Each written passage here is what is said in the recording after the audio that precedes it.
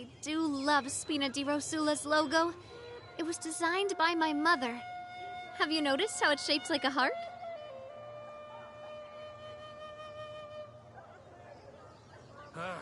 Finding someone to chat to would be better than just standing around.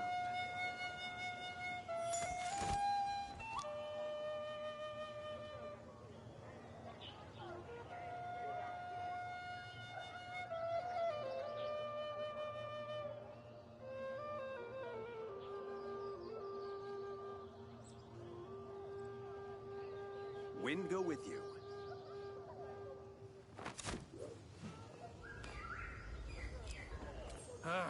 Finding someone to chat to would be better than just standing around.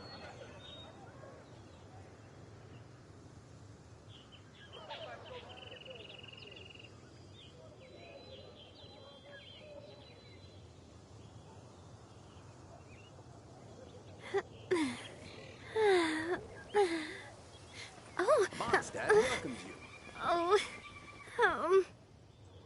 Welcome to Mondstadt.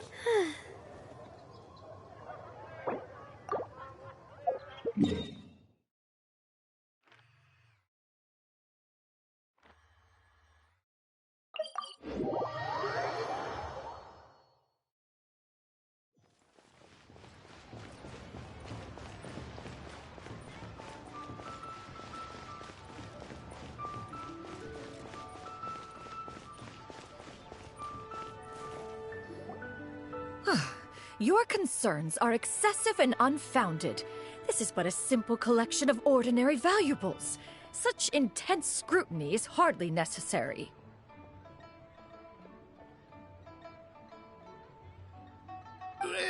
To be quite honest, your insistence on that fact is my primary cause for concern.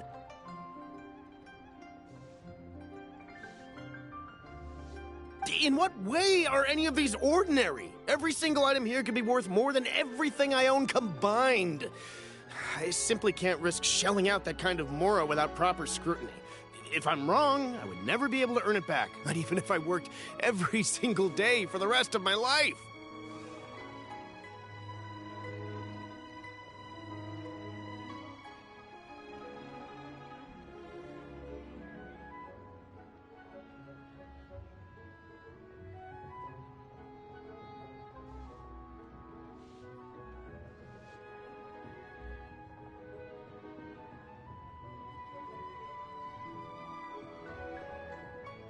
I have to be careful. Yes, you can never be too careful. We're here, Clow.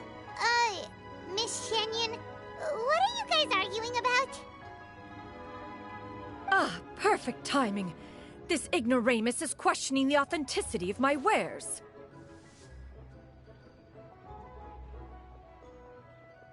I'll have you know, these items have remained untouched in my personal collection for several hundred years. To question their legitimacy is pure folly. Several hundred years? Indeed. They're family heirlooms, you see, passed down over many generations, as families are wont to do. Yep, they've definitely been around a while. We can vouch for her on that one. Hear that? Had I not found myself in need of mora, I would scarcely have had the heart to part with them. Indeed, you should consider it an honor to even have the opportunity to behold them with your own eyes.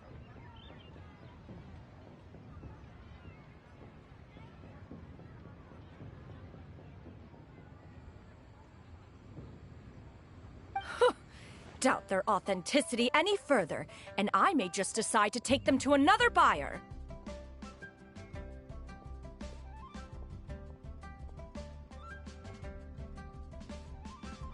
Whoa, please don't go! I apologize for any insult, miss. You see, I know full well that I lack the knowledge to judge the true worth of these items. If you could wait but a moment, I've hired an expert to appraise them for me. He should be here shortly.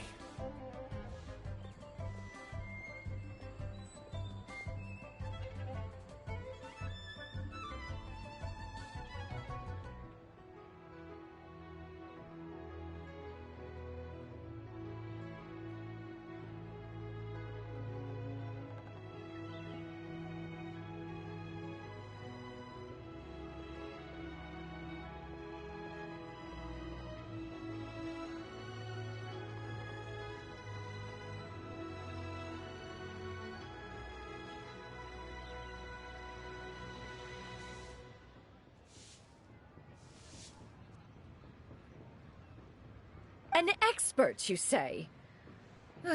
Very well. I will wait for a little while longer, then.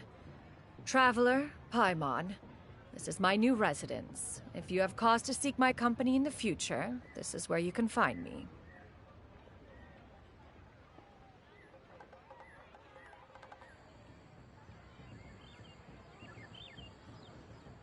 Master!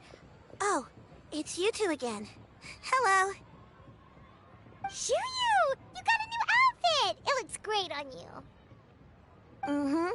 Master made it for me. I like it too. Huh? You know how to make clothes? Do I know how to make clothes? With the support of the proper mechanism, sewing is hardly a challenge. Master, I brought in most of my stuff. There's a few boxes left, but they're kind of heavy, so I just left them outside.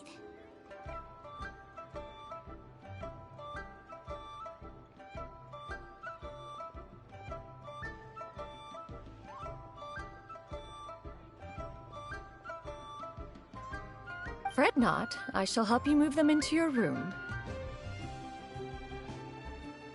Actually, I should probably sort through my stuff a bit first. Everything's kind of messy right now, so maybe you could, not look yet, Master? Yeah, that'd be great.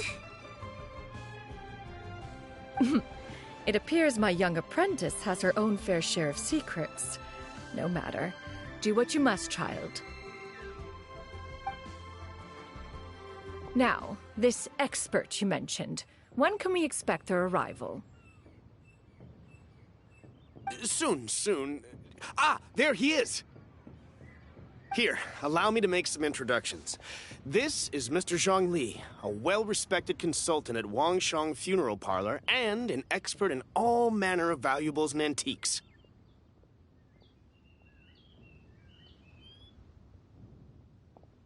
Mr. Zhongli, this is Miss Shenyun.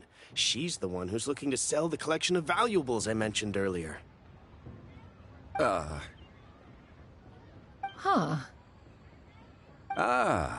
If it isn't Miss Shenyun. It has been quite some time since our last meeting. What a serendipitous reunion.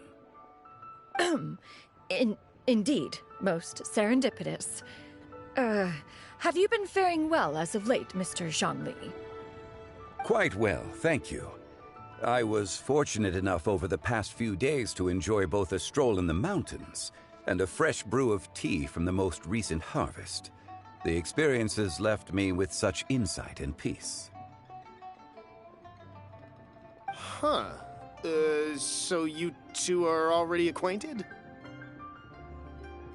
Indeed. How fortunate we are that fate has brought us together again. If you are otherwise unaware, allow me to inform you that Miss Shenyun is a well-regarded collector and appraiser. She is well-versed in all fields, and oft-celebrated for her impeccable taste. You stand to gain much from this opportunity.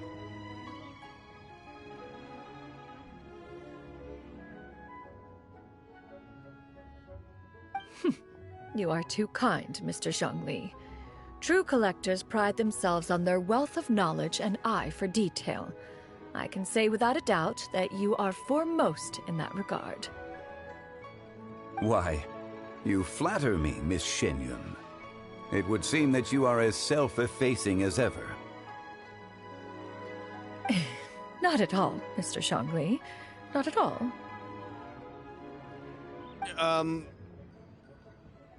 While I am loath to butt into this conversation, I must ask...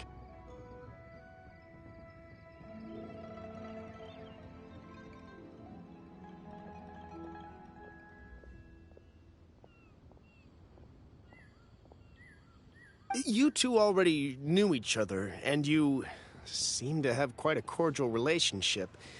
Can I be certain that you're not working together to swindle me? I mean, you never know. Ha! A preposterous accusation. The heavens themselves would collapse before we would conspire to do such a thing. Miss Shenyun speaks the truth.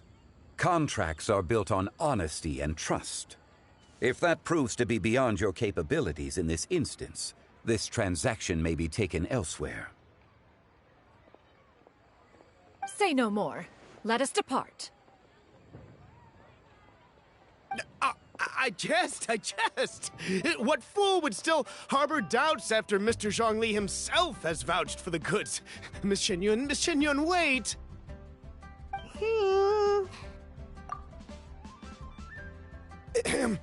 I deeply apologize for doubting you. So, Mr. Zhongli, could you please give me a final verdict on the value of these items? There is no cause for concern. They are indeed rare and precious valuables. Take this mechanism, for instance. Though one may not immediately perceive its purpose, its structure and appearance are exquisite enough to merit it a place in any fine home.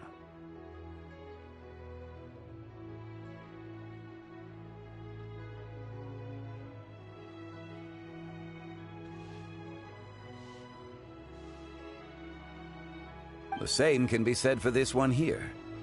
Few could hope to possess an item that so perfectly blends mechanical wonder with geometric grace.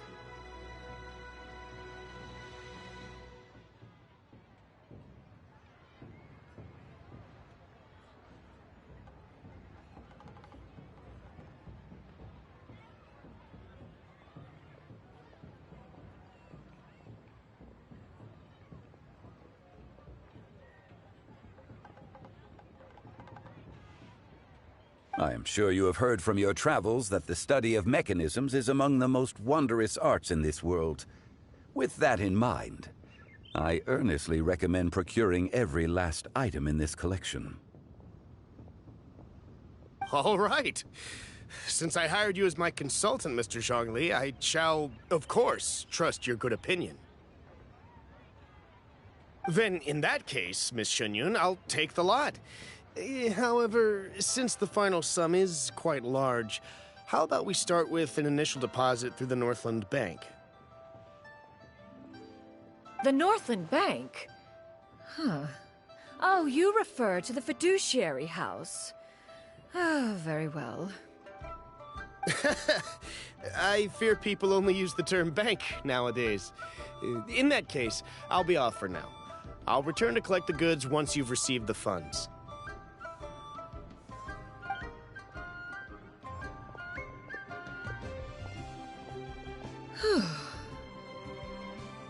Zhongli!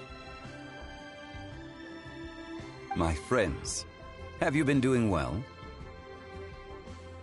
We've been great! How about you? Paimon didn't know you were such a busy consultant! My days have been quite pleasant as well. I had been quietly enjoying a cup of tea when Mr. Xiaozu requested my services. As for you, Miss Shenyun, I presume you must be looking to settle in the city?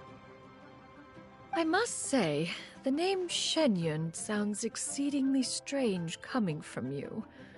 Perhaps you could dispense of that particular epithet in further conversation. Whatever for. Am I not addressing you as a friend should? Well, that is true, but... Alas, refer to me however you will. After all, a name exists such that others may address you with it. One is hardly ignorant of that fact. It would seem that you have gained many valuable insights over the years, Cloud Retainer. One has indeed. One's previous stays were all brief.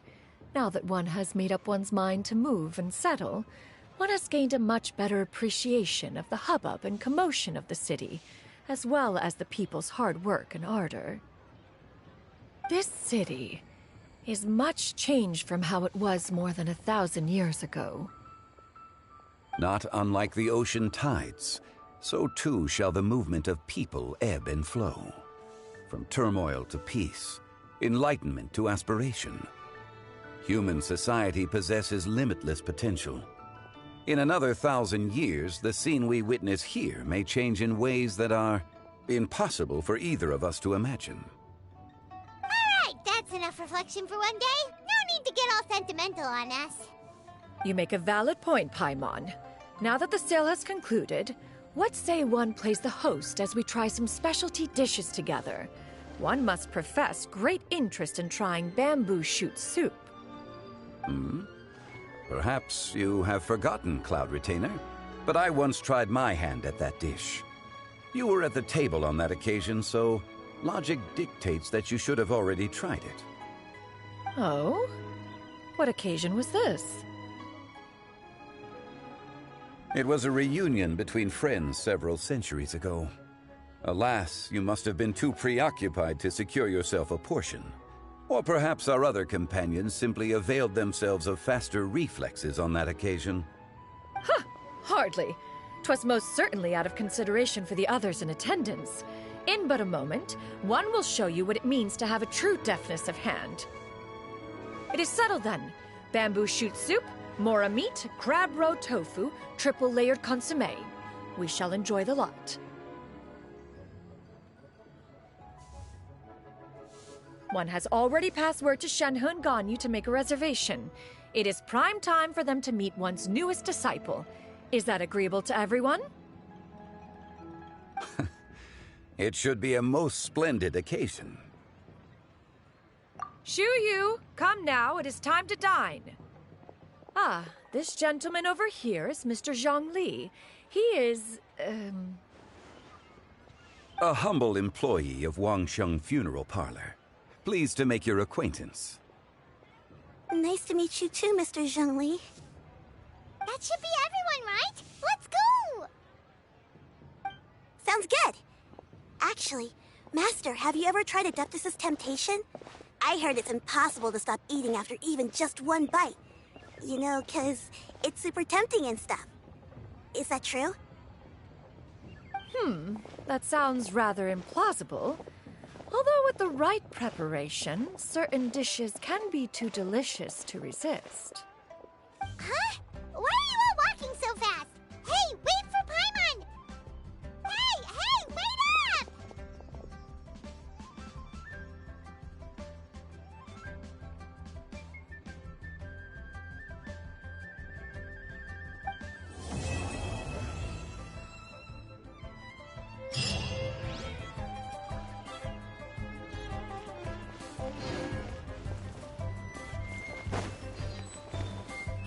Adventurer! You can last a round against me.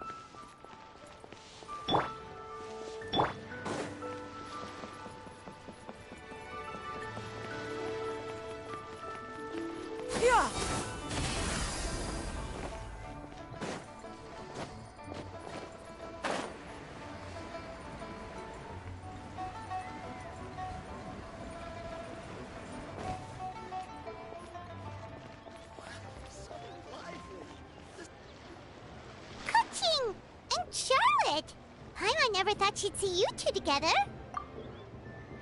Nice to see you again, Traveler and Paimon. Oh, we're not interrupting anything, are we? Not at all. I wasn't in the middle of an interview or anything. I was just asking Miss Kuching about purchasing a kite. A kite? Are you buying some regional specialties to bring back to Fontaine? Well, yes. And... It seems you haven't heard yet. The theme of this year's Lantern Rite is kites. Oh, so that's why Paimon has seen so many floating in the sky. Liyue Harbor is always changing, so it is only fitting that Lantern Rite should change in turn. The Qixing believes it would benefit Liyue to build on our own cultural foundation by embracing the technologies of other nations. After all, it is said that the stones of another mountain may serve to better polish one's own jade. Yeah, remember my business meeting with Tianquan Ningguang the last time I was in Liyue Harbor? That's what it was about. But all I really did was use my network to introduce Lady Ningguang to some interesting people. I'm not sure that quite counts as fostering cooperation. In the end, we decided to combine Liyue's traditional art of kite making with Fontaine's mechanical vertical lifting device. Mechanical lifting device? Sounds pretty impressive. But don't kites just use the wind to fly? Why would you need to add something mechanical? Well, you've actually just answered your own question, Paimon. How high and far a kite can fly depends as much on the weather conditions as on the skill of the person holding the string. But as soon as there's no wind, you can only flail about helplessly like a sweet flower medaka out of water. Experience doesn't matter at that point. Exactly. Liyue is now a nation ruled by humans, after all. It's about time we had the power to make a kite fly, don't you think? Plus, the easier we can make it to enjoy, the more people will want to participate. Right? I also thought it was a novel idea. Plus, it shouldn't cost much to do. With Miss Charlotte's help, everything has gone smoothly. Our new mechanical kites are already available to purchase from a stall in the harbor. We're having trouble keeping up with demand. We also gave quite a bit of thought to the price. We didn't want it to be too much more expensive than a traditional kite. Cool! Turns out you two and Ningguang like playing with toys just as much as Paimon! Toys? They're not exactly toys. You see, Miss Kuching? That does seem to be everyone's first reaction. Although kites are one of our most time-honored cultural relics, outside of their use in certain ceremonies, I suppose they're considered playthings more than anything now. But to me, there's so much more than that. Think for a second about how remarkable it is that a flimsy paper kite attached to a string has the capacity to touch the sky. It is this slight piece of paper that also carries the weight of Liyue's cultural traditions. There's an old poem that goes, "O kite born of paper, flying true and sound, a lone traveler wanders, just waiting to be found."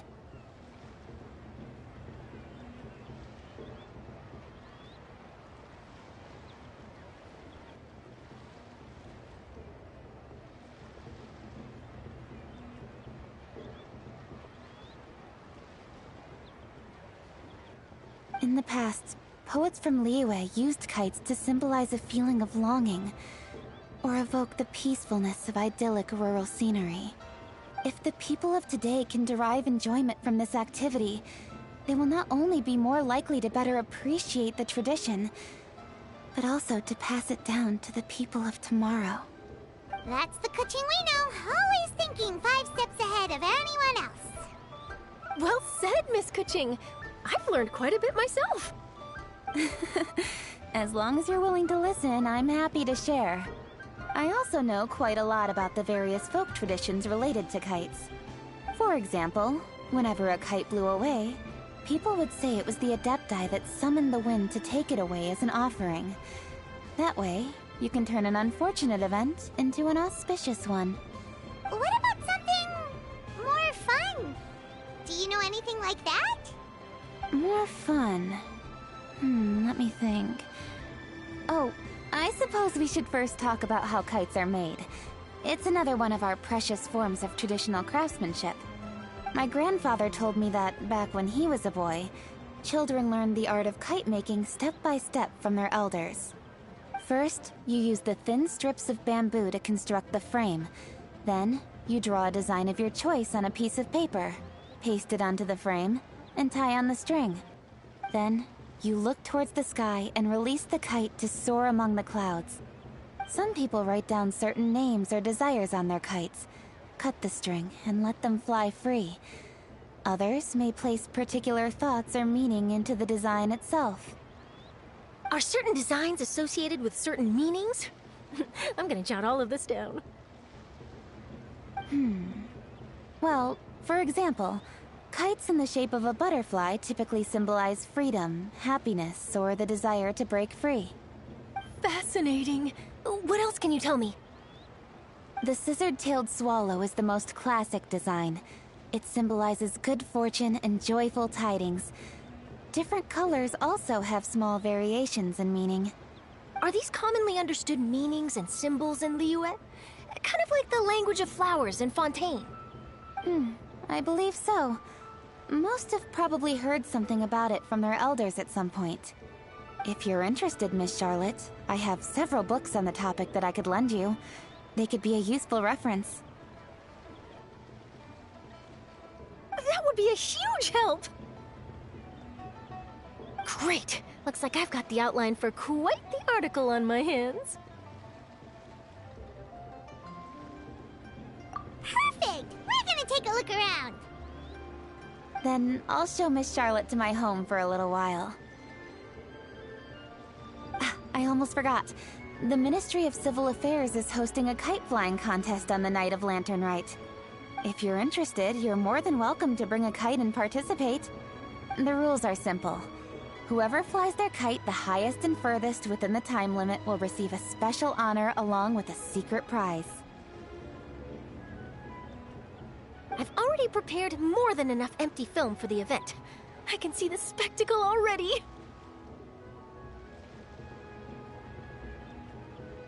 Oh, Paimon was on board the moment you said secret prize. Then I'll look forward to seeing your performance. You bet! See you then!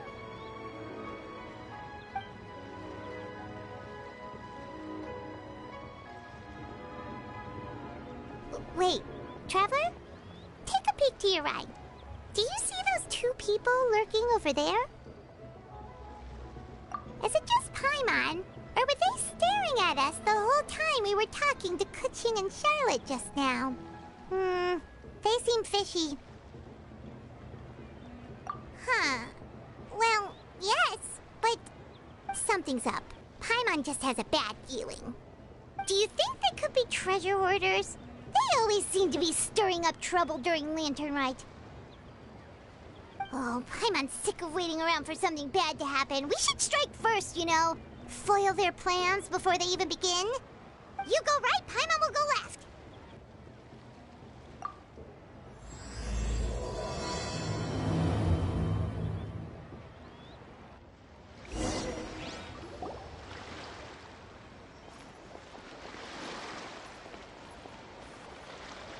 Oh. It is with such an air of urgency that you appear before us. Your comportment suggests you believe us to have committed some heinous crime. Perhaps you could enlighten us as to your intentions. Whoa, where did this fuddy-duddy come from? You should be the one doing the enlightening, buddy. Don't think we didn't notice you eavesdropping. One look and we could tell you were up to no good. Tell us everything, starting with your name! One bears no secrets before two such as yourselves. You stand in the presence of the mighty and illuminated Adeptus, Mooncarver. For the purpose of this foray into the mortal realm, however, you may address one as Hojong. You kidding? That deer's got his head stuck so far up in the clouds, there's no way he'd humble himself down here with the rest of us. You may want to hold your tongue, Paimon. you just because you know her name. Let Paimon guess. You're supposed to be Mountain Shaper, right? Indeed. Mooncarver and myself have descended upon the mortal realm for a visit. The two of you may call me Jiahu. Huh. Looks like you did your research. But in our experience, the harder you try to lead us on, the more likely it is that we've got a big fish on our hands. We'll go straight to the Millilith and have you arrested for impersonating a Adepti! Preposterous! Utterly preposterous! Right! Tell us something that only an Adeptus would know. And it better not be some common knowledge that any person on the street could tell you. During the last Lantern Rite, we gathered at Mount Hulao with Rex Lapis and made use of Cloud Retainer's supreme cuisine machine to prepare bamboo shoot soup. Perhaps you have some recollection? The flavor of that soup was more than enough to whet one's appetite. As such, Cloud Retainer assented to my use of the device beyond that singular occasion, providing other recipes to boot. Since then, one has dabbled in the pleasures of the culinary arts whenever time allows. Dabbled? Upon one's last sojourn to your mountain, did you not immediately attempt to hide the device behind a chunk of amber as soon as one's presence was known? Did one not speak up on your behalf but a moment ago? This is how you choose to repay that kindness? One is simply trying to emphasize the veracity of our claim. That does not mean you should reveal personal matters so readily. They might think one bears no difference from Cloud Retainer. Forget it. One does not have the breath to waste on such petty trifles. That might have been more detail than we needed. Seems like you two are the real deal, and Paimon's sorry for suspecting you. But, for beings as forgiving as yourselves, this is just water under the bridge, right?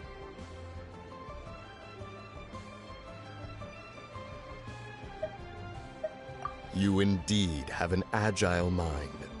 Cloud Retainer was not mistaken in her high estimation of you. Paimon's still curious about something. It's just...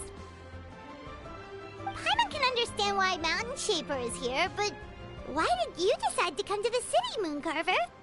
It's not really your thing, is it? It is but an inevitable eventuality. Long have the mountains remained strangely idle since Cloud Retainer's move to Liyue Harbor. With Lantern Rite near at hand, one would expect Cloud Retainer to provide us with an account of the festivities in advance. Yet to this day she has failed to appear. Cloud Retainer is hardly the forgetful sort. One must never rest idle in the face of that which demands action. And since our acquaintances dwell in Liyue Harbor, we had to travel here in human form to avail ourselves of their aid, Cloud Retainers in this case. But a moment ago, one heard you speak of a mechanical kite of sorts. It appears the essence of the situation has hitherto revealed itself. Now it is time for one to retire back to one's abode. Huh. So, you're not looking for Cloud Retainer anymore? Perhaps there are aspects of Cloud Retainer's temperament that remain opaque to young Paimon. Given one's understanding, one can only imagine the anger that now consumes her. Cloud Retainer is of a proud and arrogant disposition. She holds the belief that her skill in mechanics surpasses that of all others. One can be quite certain it is hardly with an open mind that she regards the arrival of this new technology. One surmises that she has shut herself away, refused all company, and buried herself in the study of her own creations. To call on her would only invite her rebuke. However, if you do happen to cross paths with her over the next few days, do pass along one's regards. Sure! Leave it to us! Have a safe trip back, enjoy the scenery, and happy Lantern Rite! Thank you for your kind words. We shall now depart. We got all worked up for nothing, huh? All that trouble and it turned out to be people we knew all along! Well, it's still pretty early. Let's head over and check out the kite stalls. Paimon wants to see what kinds of kites we can buy to use in the competition. The bigger and prettier, the better.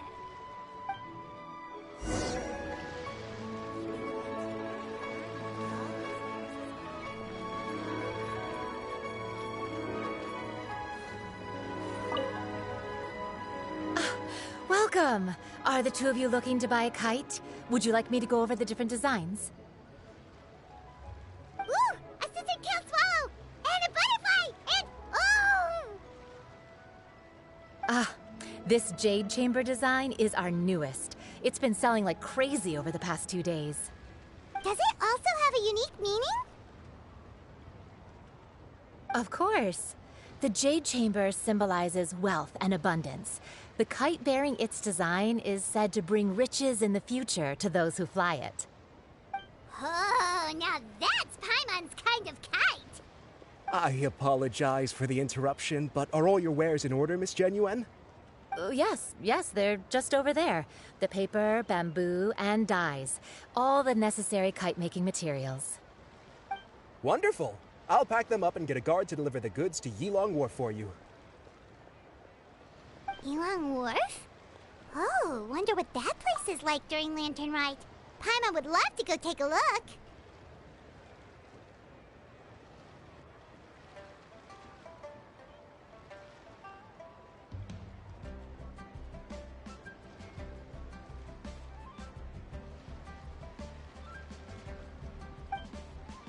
Well, if the two of you are interested in going to Yilong Wharf, then could I trouble you to find Gaming and deliver these goods together?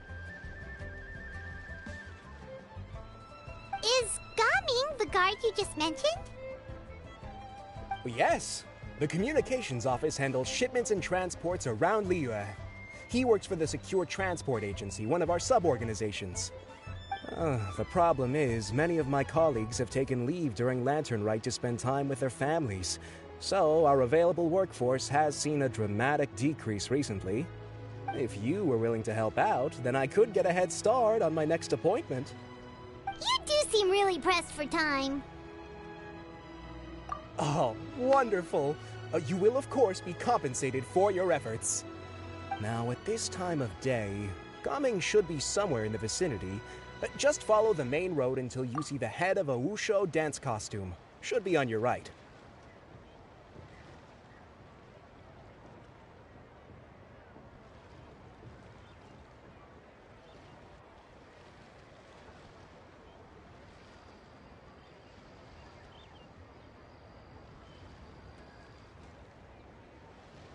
Be sure to come back if you'd like to buy a kite.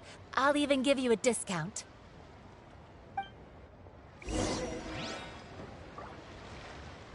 By the way, do you know my aunt? Everyone calls her Granny Shan. I've heard her mention Gaming before. Apparently he's a nice, outgoing fellow and all-around good guy.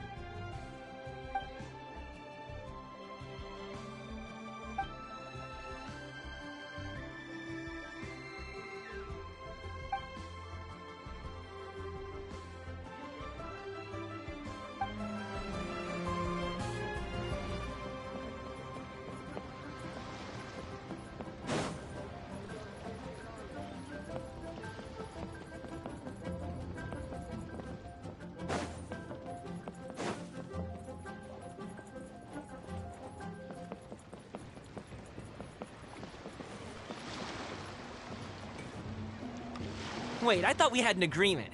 Loser buys dim sum tomorrow? Look at you. Scowl like that for much longer and your face might stay that way.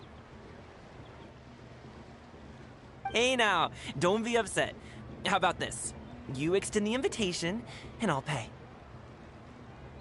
No way, Gaming. You're always the one picking up the tab. I'm not trying to be a sore loser. I just didn't expect you to come from behind to win like that.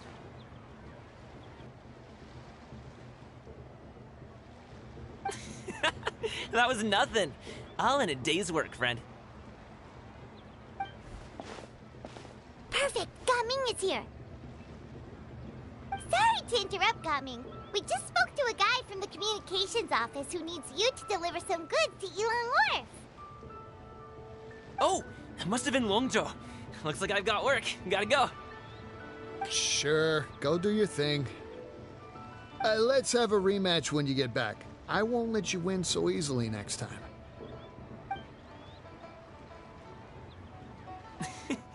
Alrighty, you can hand the goods over to me. Must have been heavy hauling them all this way. Let me take them off your hands.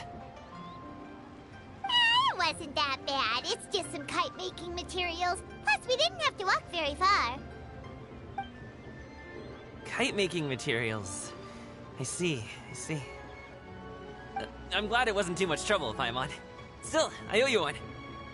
Ah, and you must be the traveler. It's nice to meet you. Thanks for your help. Huh? You know us? There probably aren't many in Liyue who don't. I've heard quite a bit about you two. You're quite well known around these parts. Oh, and please excuse Longzhou if he forgot to thank you. Take my thanks in his place. He's a good guy. He's just been super busy lately, running around from place to place. Don't be too hard on him, yeah? So, you here for Lantern Rite? Yep. It's always so lively this time of year. We were actually hoping we could tag along to Ilang Wharf and have a look around. Perfect! We'll go together then. I'm good with directions, so just follow me. Trust me, I know my way around. We can exchange stories, tell jokes, or just chat along the way. Oh, and there are a couple of good places to eat along our route. We can stop and grab a bite when it's time. The ingredients are fresh, the portions are generous, and the prices won't break the bank. You can order anything, and I promise, you won't be disappointed. Order anything? Hey, did you really have to call Paimon out like that in front of our new friend? Don't worry, I understand. I joke around like that with my friends, too. It just shows how close you are. Do you need to pack anything up before we hit the road? I can wait. Nope, our things are always packed and ready. We're pretty much travel experts at this point. Oh, that's right.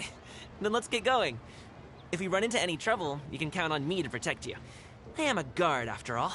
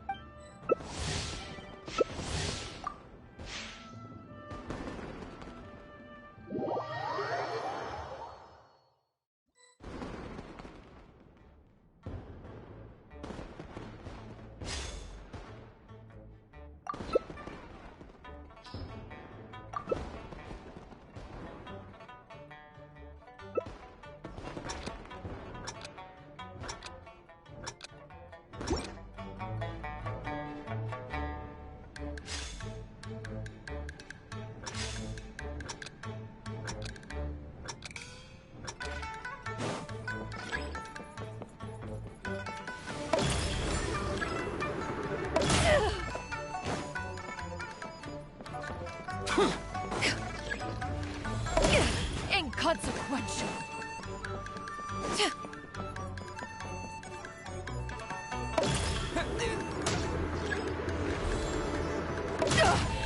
Riveting.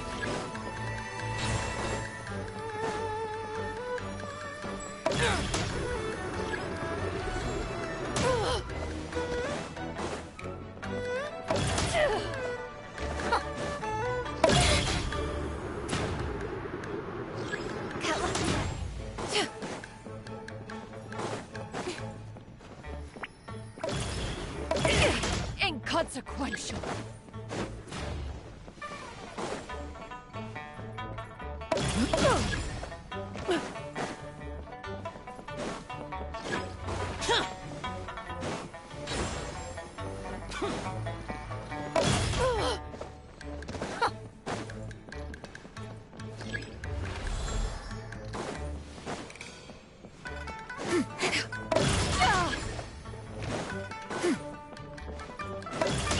Inconsequential.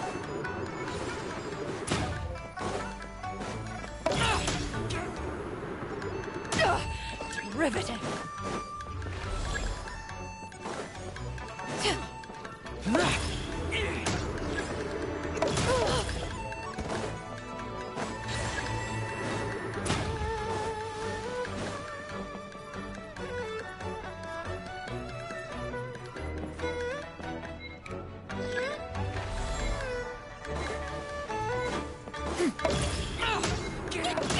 Inconsequential.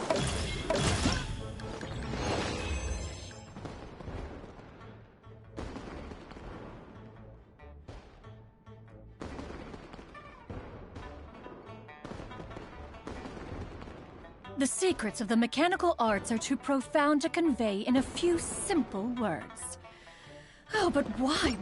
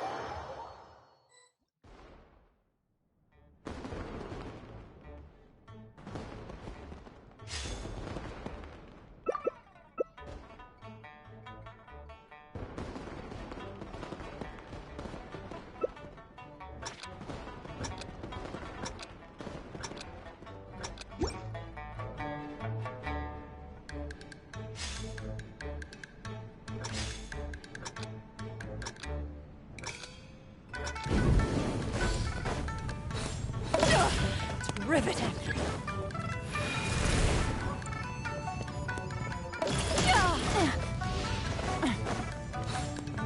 Let's move out.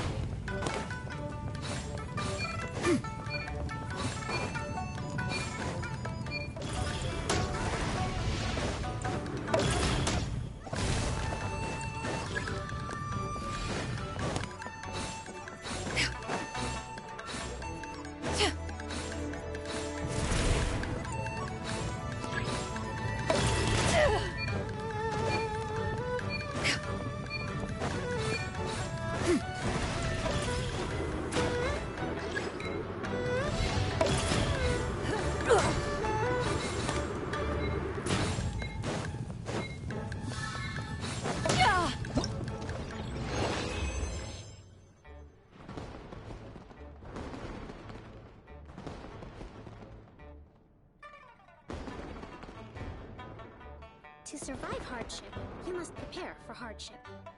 Peace prevails throughout the land, and all things are made new, as buds in the spring.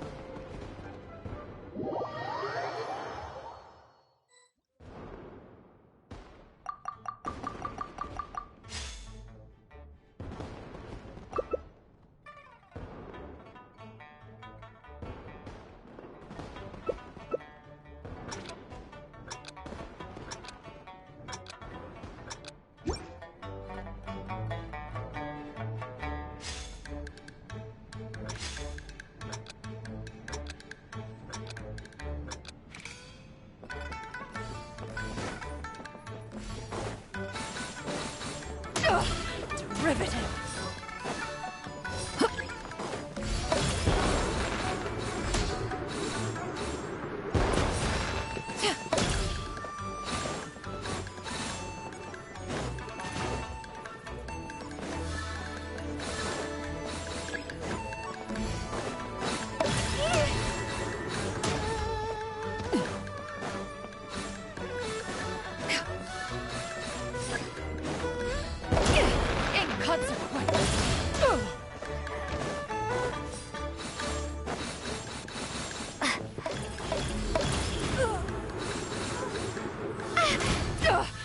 Derivative!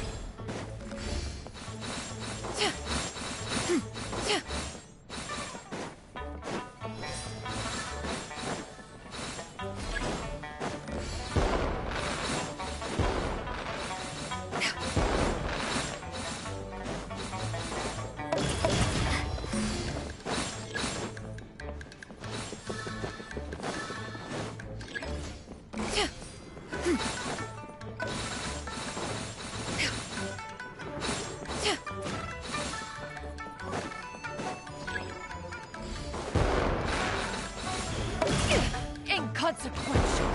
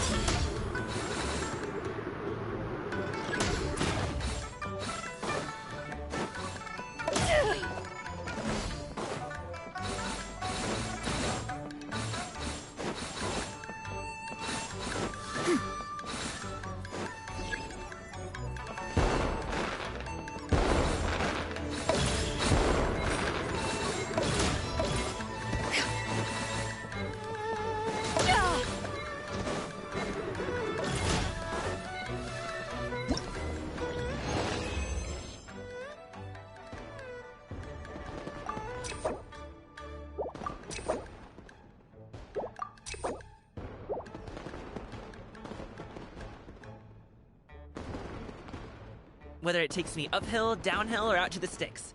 I get the goods from A to B.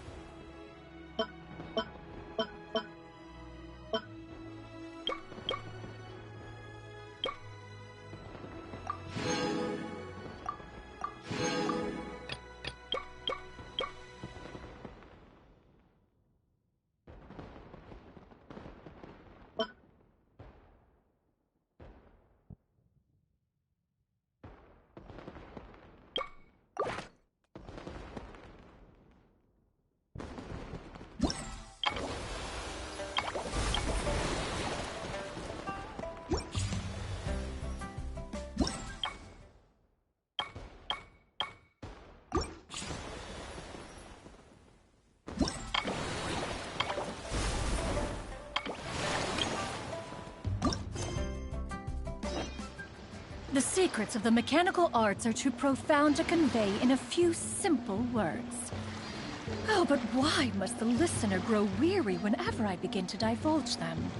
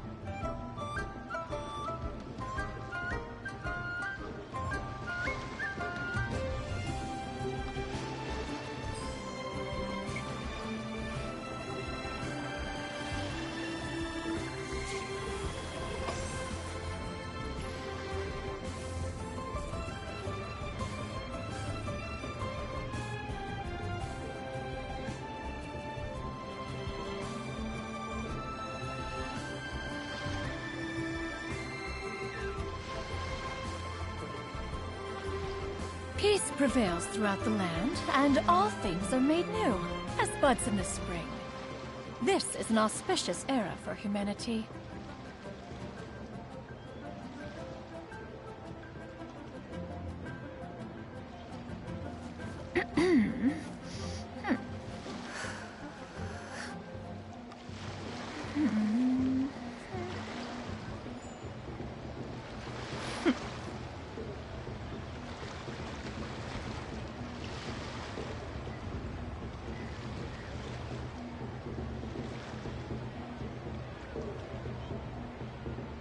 If you are presently unoccupied, perhaps we could stop a while at one's abode for some repose and conversation.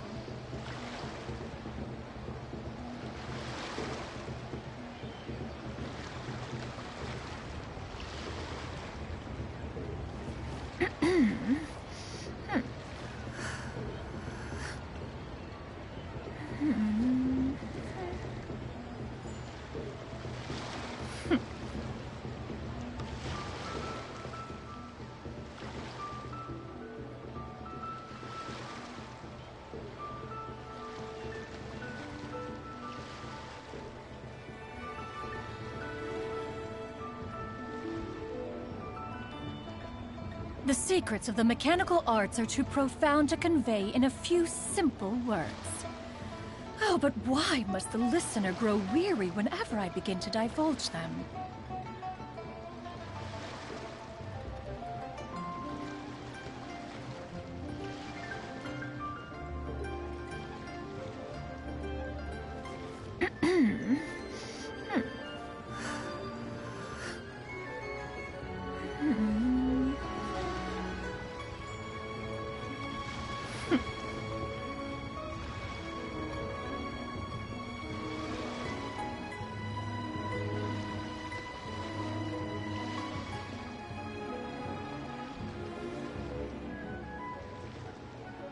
Peace prevails throughout the land, and all things are made new, as buds in the spring.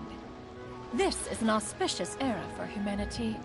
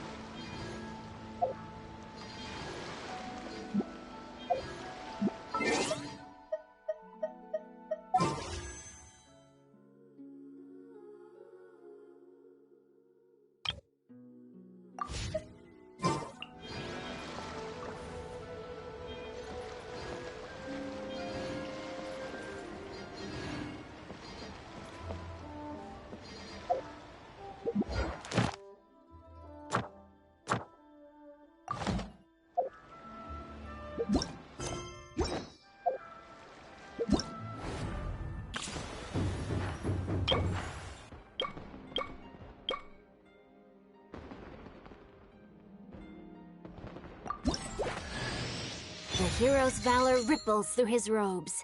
His garb...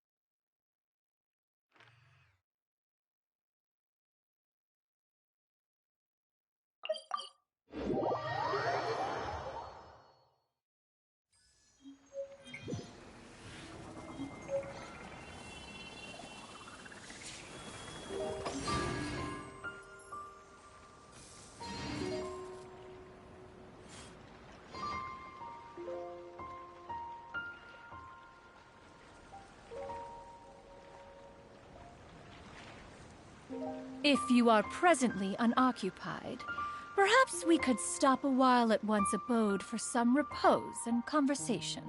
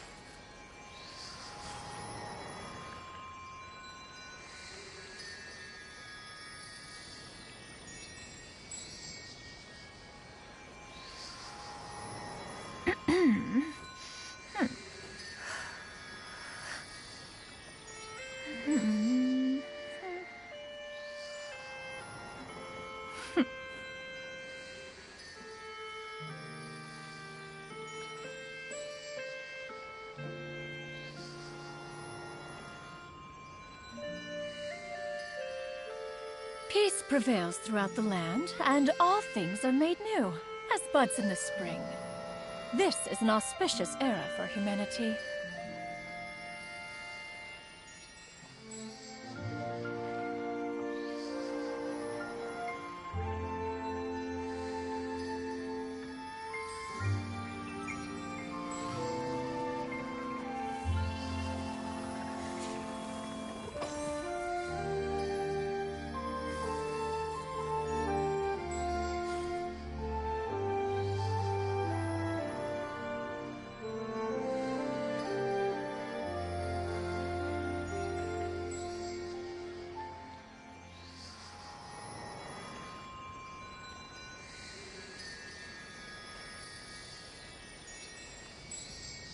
The secrets of the mechanical arts are too profound to convey in a few simple words. Oh, but why must the listener grow weary whenever I begin to divulge them?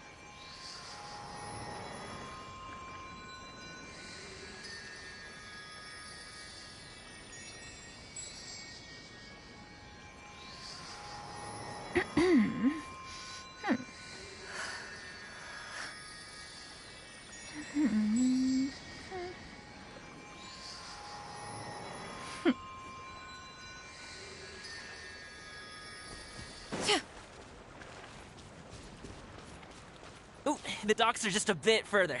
One step at a time. Hang in there.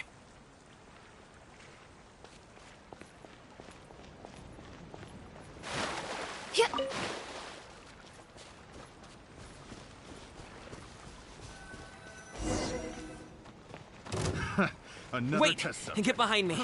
I'll handle this. Suffocate.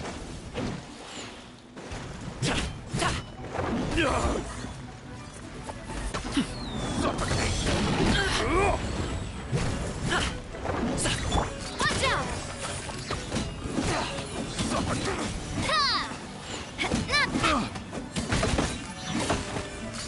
Hey there! Yeah, scatter!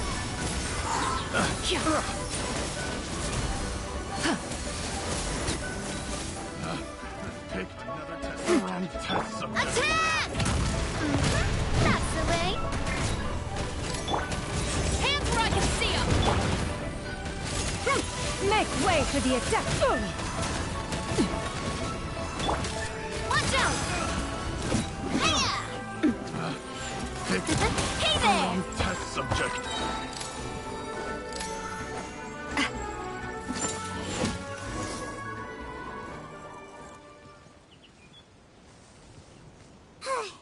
Seems like we really can't go anywhere without running into treasure hoarders, can we? Yeah, it's not uncommon for deliveries to get intercepted. That's why this job needs guards like us. Paimon was impressed by your moves back there. You seem like a real pro at your job.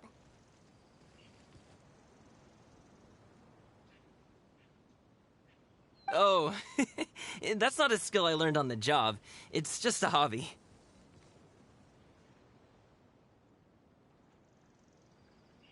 Have you ever heard of wushu dancing?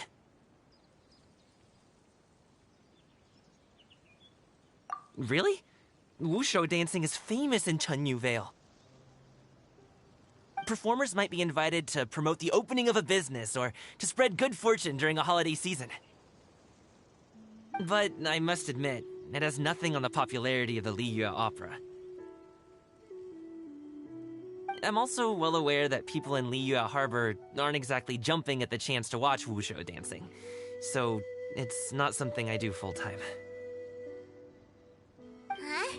You have 2 jobs? How do you have the energy to do all that?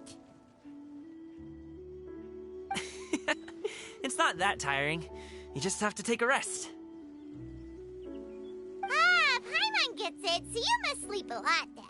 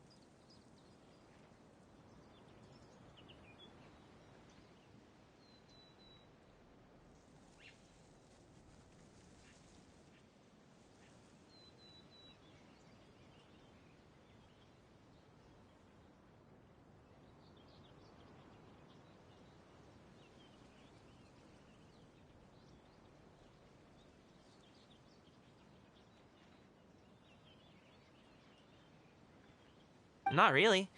Just yesterday, I stayed up all night playing cards. Oh. Let's go. The docks are just up ahead.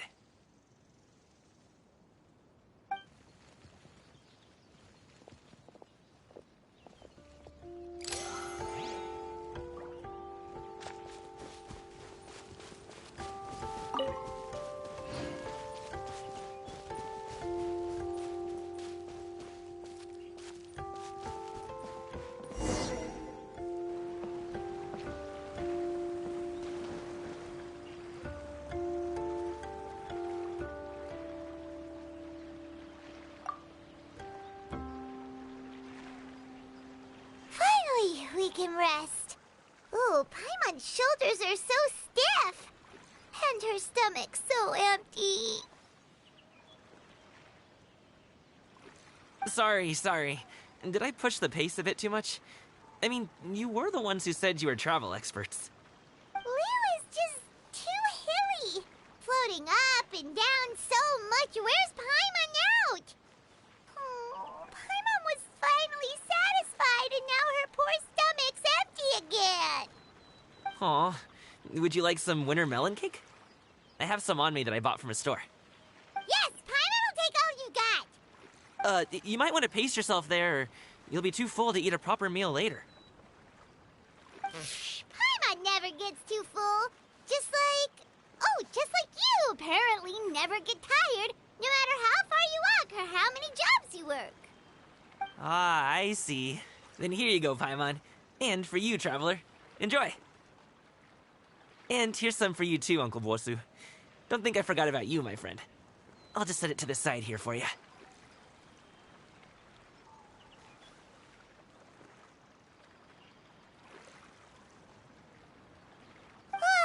That hit the spot.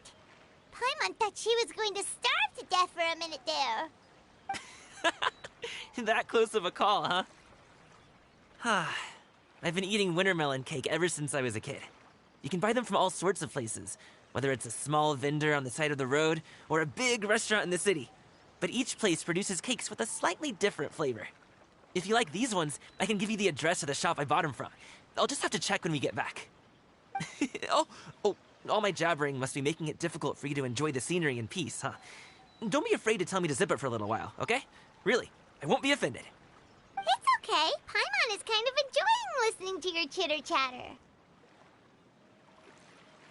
Aw, a fed Paimon is a happy Paimon, huh? Hey, Paimon can be in a good mood anytime she wants. Need some fresh bamboo for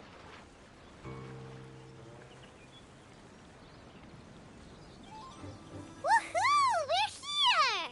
Don't forget your things, and watch your step as you get off the raft, or you're in for a swim. Thanks for the ride, Uncle Bosu. You take care of yourself now. I'll see you some other time. Okay, follow me. This way is fastest. We'll have to take the elevator up to the secure transport agency.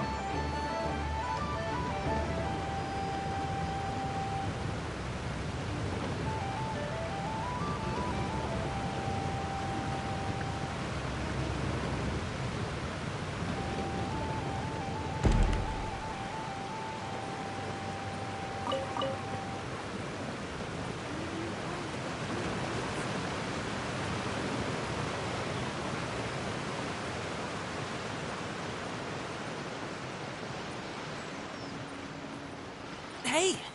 Slow down. I'm begging ya. What is it? No one's gonna try any funny business when the street is this packed, right?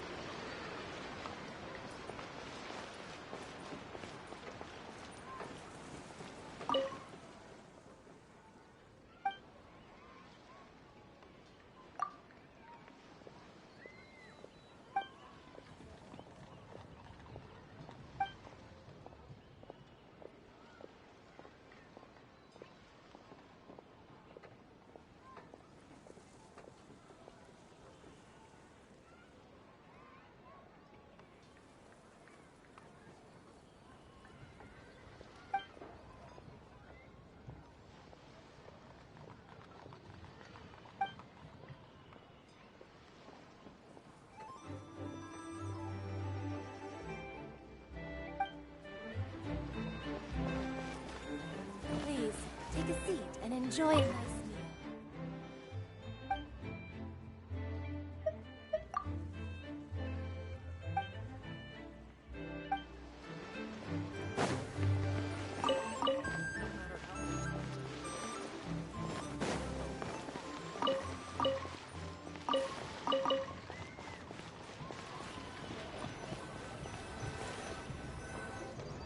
Oh, well...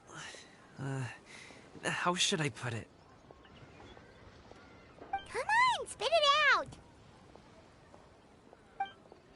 Do you see that group of people over there? Those are my relatives. Wow, you sure have a big family. Once they start buying things, they won't stop perusing till it gets dark. This is bad. They're your family, not your arch enemies. What's there to be afraid of? Unless... Oh, did you do something horrible to them? No, it's not that. I'm just not that good at dealing with my family. It would be best if we could steer clear of them. I'll explain more when we have the chance, but right now, we've got a job to do.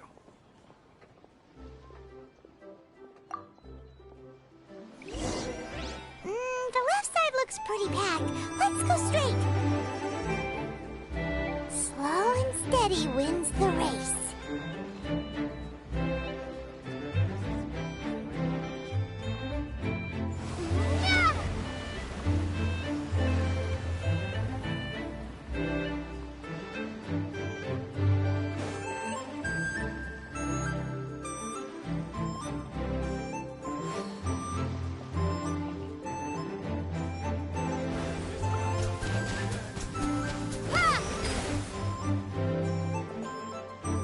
Let's wait here for a second. Maybe my aunt will leave.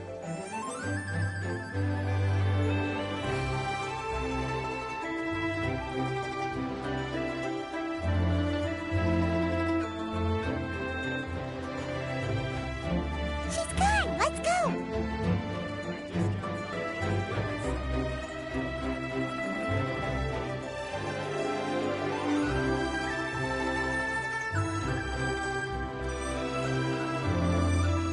Turn left. Run! To the right and... Wow, you guys are good. I'm impressed. That was nothing. It was a piece of cake. Oh, winter melon cake to be exact. You really liked it, huh? Ooh, you know what? I'll buy you a whole bunch and pile them so high you can swim in them. As long as you don't wind up drowning, Paimon. Hey, Uncle Drugway. These are my friends, the Traveler and Paimon. They came to deliver some goods with me. So, I guess I'll go ahead and take these over to Uncle Yongzan then? Yes, thanks for your hard work. I should thank you both for your trouble as well. Please take a seat and rest for a bit. I'll prepare some tea. No need. We'll be off soon anyway. Hey, we're already here, aren't we? No harm in taking a load off for a bit. Plus, I know the Secure Transport Agency has some great Songhua tea stashed around here somewhere. I promise you, one sip and you'll be hooked. Anyway, you just sit down and relax, Uncle Drugway. Who would I be if I just sat here and let you go through all this trouble? Leave this to me. I have to be up and about to drop these goods off anyway. What's a little extra time on my feet? Oh, you aren't too picky, right, Traveler? I know Paimon prefers things on the sweeter side, so I won't steep the tea too long. And I'll add some dim sum pastries on the side. Aw, you noticed what Paimon likes? How long have you two known Gaming? Oh, not long at all. We just kind of tagged along on his trip to Yulong Wharf. He's just a super welcoming guy. We became friends, you know, just like that. That's just how he is. He's the attentive sort. Really knows how to look after his own. A while ago, one of our guards had to take off work. Said his joints were hurting due to the rain. Gaming personally went all the way to Boo Boo Pharmacy to get some medicine for him from Dr. Baiju, then traveled through the night to deliver it back to him. That young man has such a good head on his shoulders. How can anyone not love him? I mean, there is his dad, but Well, ask anyone else. Uncle Yongzan says he doesn't have the personnel to spare for this delivery right now. So what do you think, Uncle Jirgui? Should I go ahead and deliver it instead? It feels like we've troubled you enough already. It's kite-making materials, though. Could be for a kid. I'm sure the sender wants it delivered before Lantern Rite. Oh, by the way, here, have some tea. All right, then. Deliver it if you want to. Ooh, are you free in 2 days? How about we grab some dim sum from Shinya Kiosk? My treat, and don't even think about trying to pay. Whoa, that's way too generous of you. Don't mention it. Just think of this as a thank you for all your help. Besides, the thing between me and my family, it's a long story. It might take some time to tell. Sounds good! Paimon never says no to free food. Alright, then I'm off. See you in 2 days. Oh, and Paimon, make sure not to eat too much before then. Don't say I didn't warn you. Is he underestimating Paimon? Ha! She's just gonna have to show him how much she can really eat. Anyway, is Gaming's family situation really that complicated? He has such a happy-go-lucky personality. Plus, he's an enthusiastic and diligent worker. It's hard to imagine a guy like that being troubled by much. How should I put it? Since he already plans to tell you himself, you don't need an old man like me to add my 2 cents. You seem to be around the same age, so you might have a lot in common. Perhaps you could help him talk things through. Consider it a favor to me. If you have the time, maybe you can make a little flag for us to wave about. It can say, "We provide aid in spades." Couldn't hurt to advertise our services, right? Well, I can certainly arrange that. Is there anything else you wanted to say? Wait, seriously? Paimon was just joking, but if you're going to get us something, she'd much rather have winter melon cake instead. Seems like Gaming really has rubbed off on you. Would you like some more tea? I think there's some left. No thanks. We came all this way and still haven't gotten a chance to look around the wharf. We should see the kinds of kites they got. Maybe they'll have ones you can't find in Liyue Harbor. All right, then. Please do let me know if you'd like more tea. You're welcome to stay as long as you like.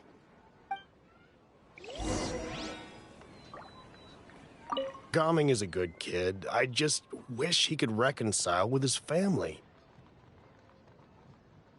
You're around the same age, so he might listen to you. Please talk things through with him.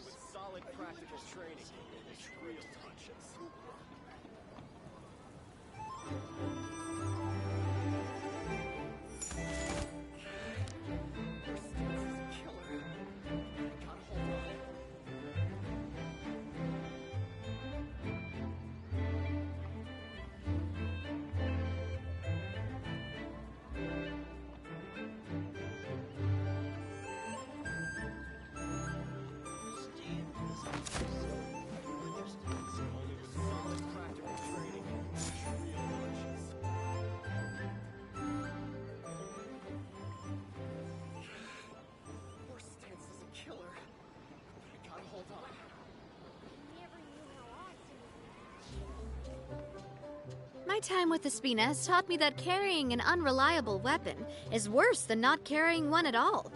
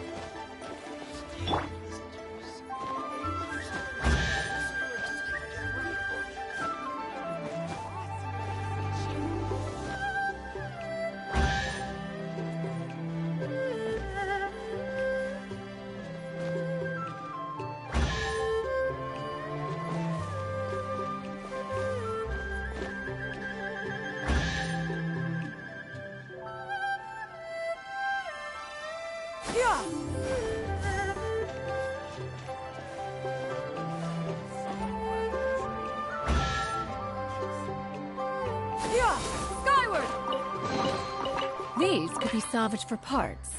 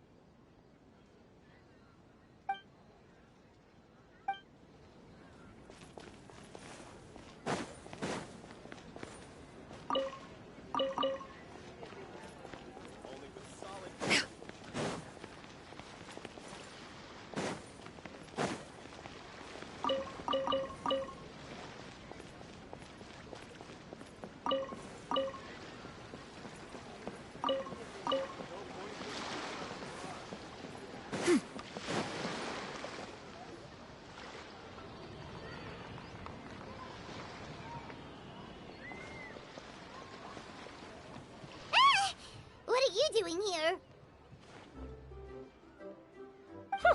The way you speak, one might have presumed you were displeased to be in one's presence. Take note, Paimon. You could learn a thing or two about how to respect your elders. Ugh, starting on the elder stuff already, huh? Shouldn't you be back in your cave tinkering away at some kite-related thingamabob or something? What brings you out here? And what's with that huge box next to you? Ah! Paimon gets it. You're here to do some shopping, aren't you? And what of it? The Qixing's decision to integrate Fontanian technology into said kite-flying competition is of no consequence to oneself. Did you expect one to willfully compete against the whimsical trends of worldly sentiment, or perhaps even fall to petty sulking over such? It's not that we think those things exactly.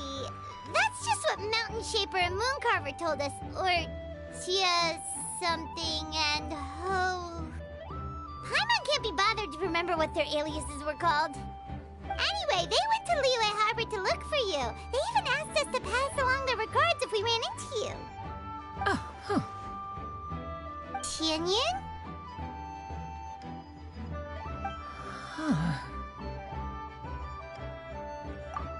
It appears time has quite flown since one's arrival in Liyue Harbor. How could one have forgotten about those two old fossils? One shall have to bring them back some divine herbs to atone for this slight. Nay, given that one has ventured all this way to Yilong Wharf, tea would be more advisable. A great thought has illuminated one's mind once again. One is reminded that certain purchases have yet to be made. Perhaps you two could wait here whilst one performs this task. It'll be but a moment. Huh? Wait, here? You really just gonna ditch us here to watch your stuff? Oh, that woman really just does whatever she wants.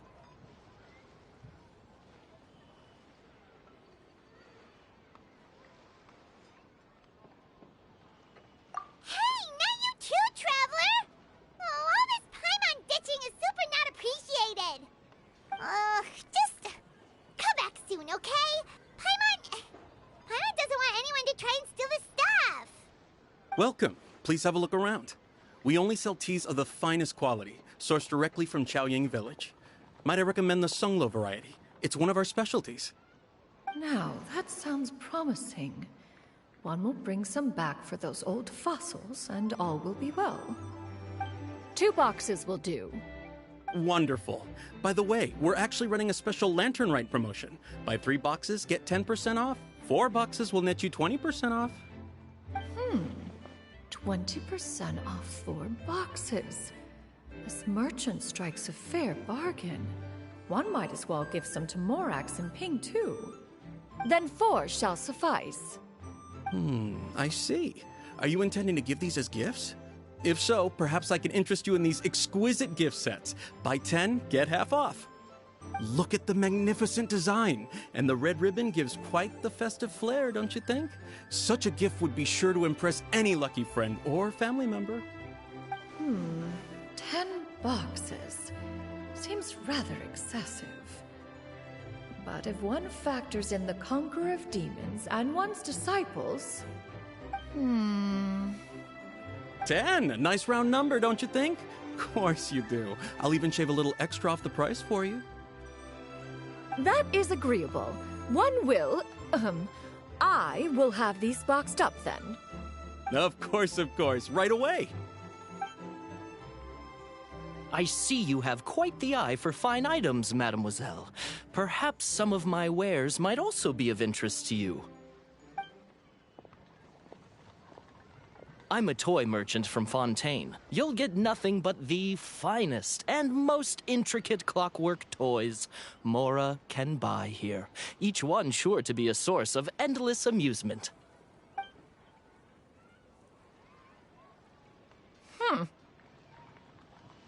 Perhaps you could enlighten me then. When should said amusement be derived? Well, that is, of course, best understood by playing with them yourself. If you could wait just a moment, I can bring one out and give you a demonstration.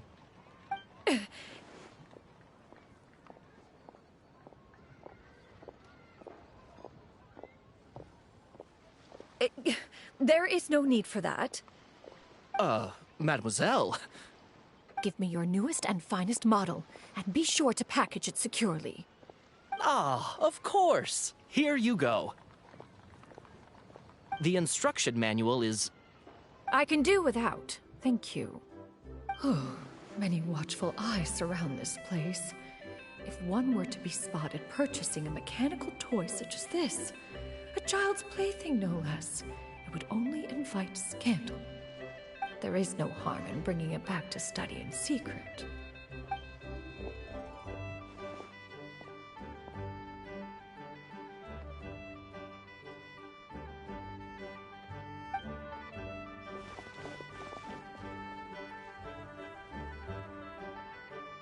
Oh, Shinyan! Did your shopping go smoothly? Naturally. One may not delight in social interactions, but that does not mean one lacks said faculties.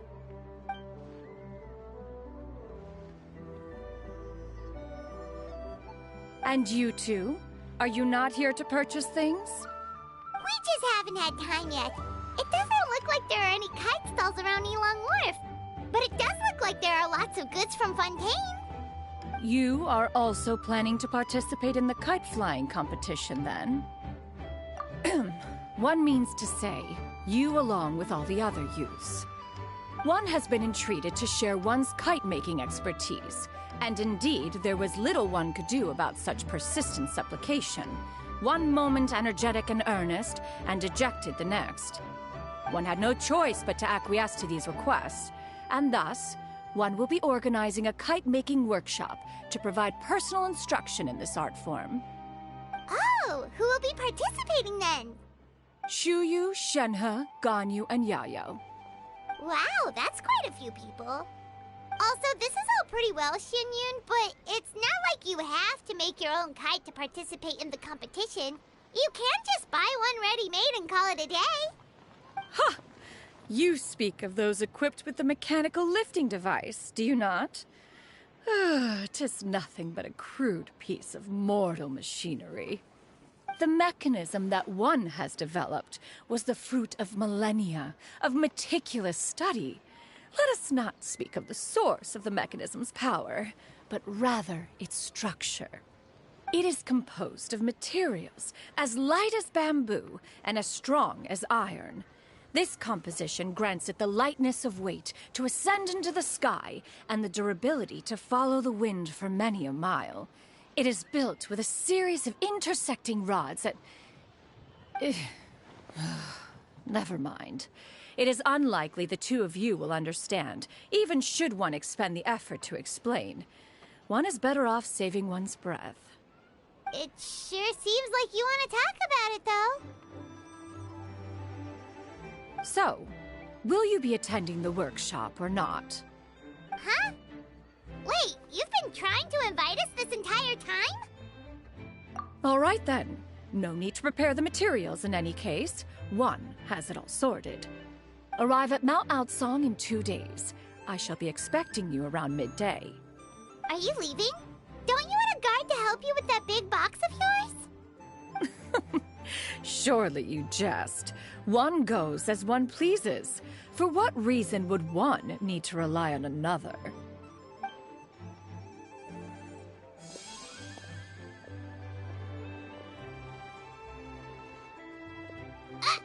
It can float? What kind of invention is that? One calls it the floating toting device. Huh. She seems pretty proud of that one. Look at her walk down the street. She seems so confident, but everyone around her is looking at her all funny. Paimon wonders... never mind. But anyway, that box of hers seems to be full of those mechanical lifty thingamabobs. Not that Paimon was peeking or anything. She just, got a bit unsteady for a second and accidentally brushed the embroidery on top. And wouldn't you know it, all the stuff inside almost came bursting out. Paimon even went out of her way to keep it all together. All Paimon say is that Shenyun sure does try hard to save face.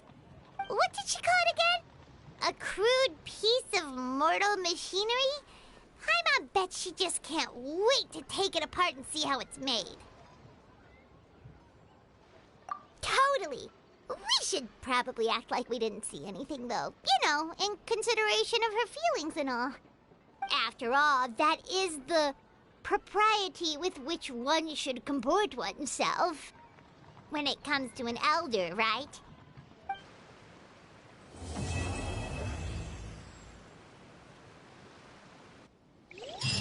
Discounts on loads of goods.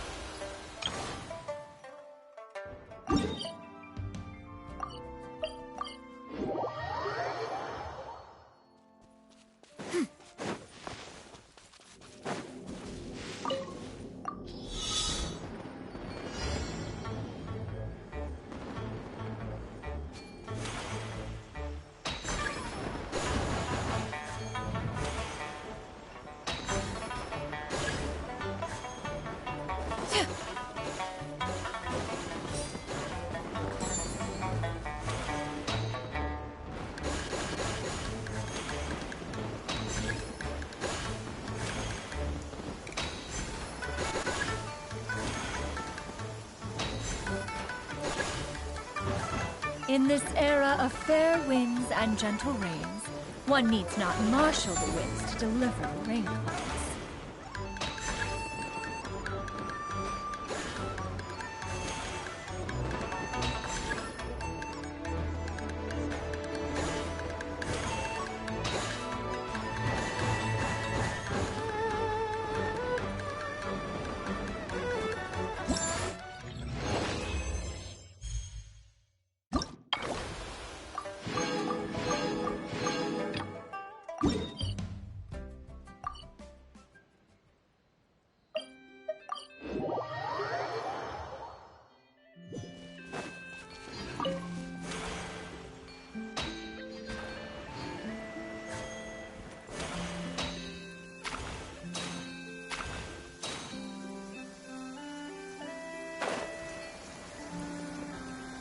In this era of fair winds and gentle rains, one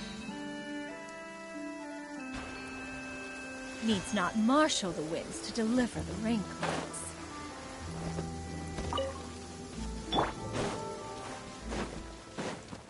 Coming at you! Fire! Well, with Hey there!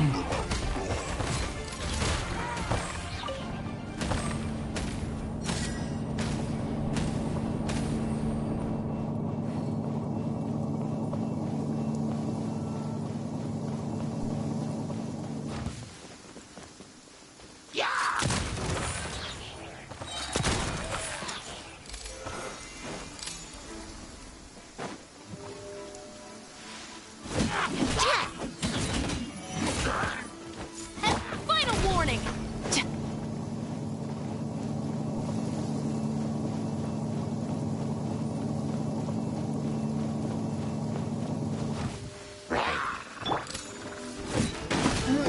Haha! Fire! Well, with rocks.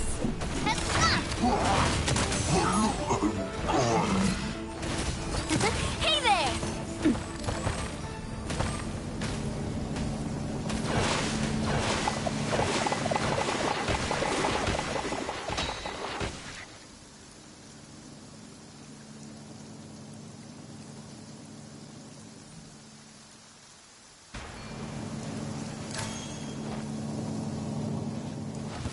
There's no end.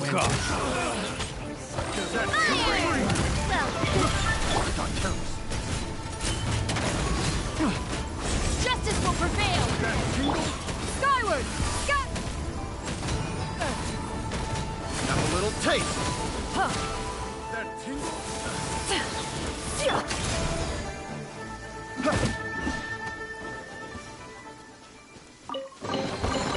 Oh, what a stroke of good luck!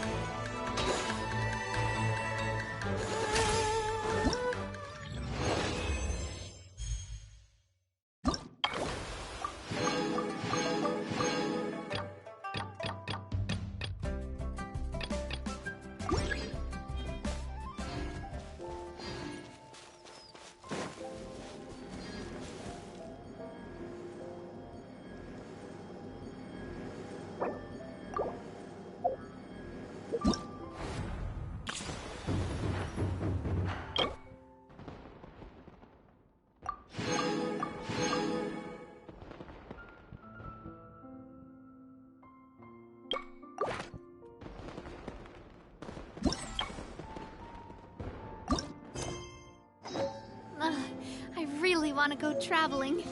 I don't mind where we go, as long as I have my friends with me.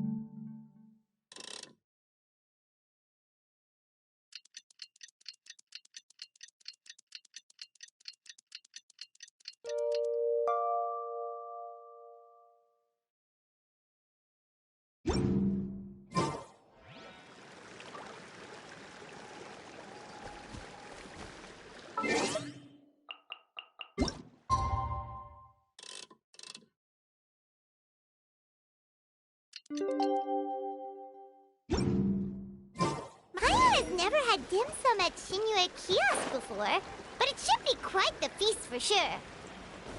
Ooh, and that's Paimon's stomach right on cue telling her it's time to go find Gaming. Let's go!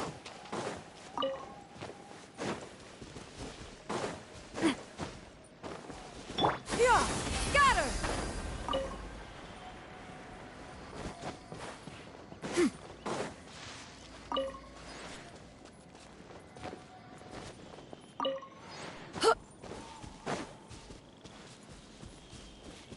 Yeah, skyward, scatter!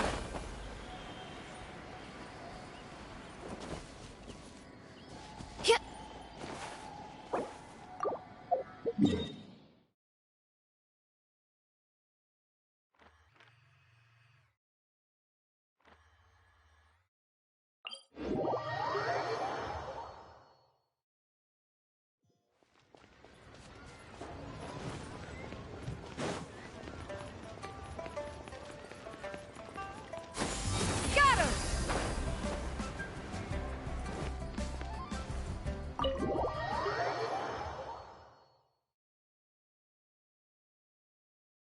Oh, you're here early. I just ordered. The food should be out in a second. Sit down, sit down. Let's all take a seat! Here, hand me your cups. Oh, thank you! Wait, you weren't supposed to drink that, Paimon. That was for you to rinse your utensils. That's a thing?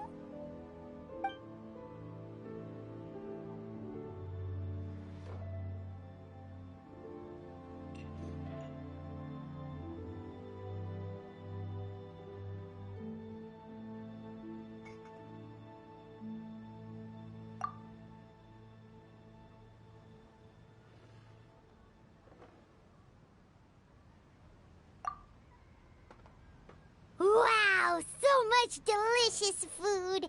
Do you really eat all this just for breakfast? That's just how we do it where I'm from. Most of the time, though, I don't eat lunch after dim sum. Oh, that's good to hear. Paimon doesn't need to worry about holding back then. Eat! If it's not enough, we can always order more. Oh, and there's tong soy coming as well. I don't usually have that in the morning, but, well, since everyone's here, I just had to order it. What about you, Traveler? Is the food to your liking? Want some more seafood congee? let me refill your bowl. Paimon's gonna take you up on that. Fill it up nice and full and make sure she gets a few extra shrimp. Thanks!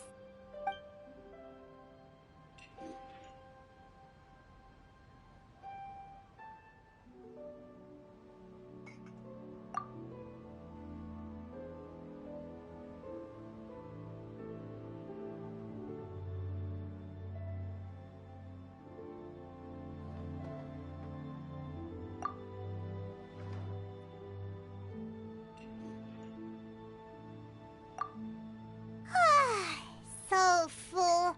That meal was so satisfying, it even gave Paimon some extra brain juice. Oh, listen. Paimon's figured it out. Let's think about this for a second, Gaming. You invited us to this awesome restaurant and ordered a whole table full of expensive dim sum just for the three of us. Well, you must be hiding the fact that you're some young master from a rich family. That would explain why you try to keep your friends and family away from each other. Are you confusing me with Xingqiu? Huh? You know Xingqiu? You sure know a lot of people. Well, when you're on the road as much as I am, you hear all sorts of rumors. Sometimes they're true, sometimes they're not. What it comes down to is being able to tell the difference. More often than not, that means knocking on some doors to find out for yourself. Oh, you truly are a man of many talents, young Master Gaming. Okay, enough with the teasing. Sorry to burst your bubble, Paimon, but you're wrong about my family situation. What? Oh, Paimon thought she was onto something there. My dad is just an ordinary tea merchant. Small-scale stuff, you know? It wouldn't even make sense to mention his business in the same breath as the Feiyun Commerce Guild. My dad... he always wanted me to inherit the family business. To be a merchant like him. But that's just not who I am. It's not who I ever wanted to be.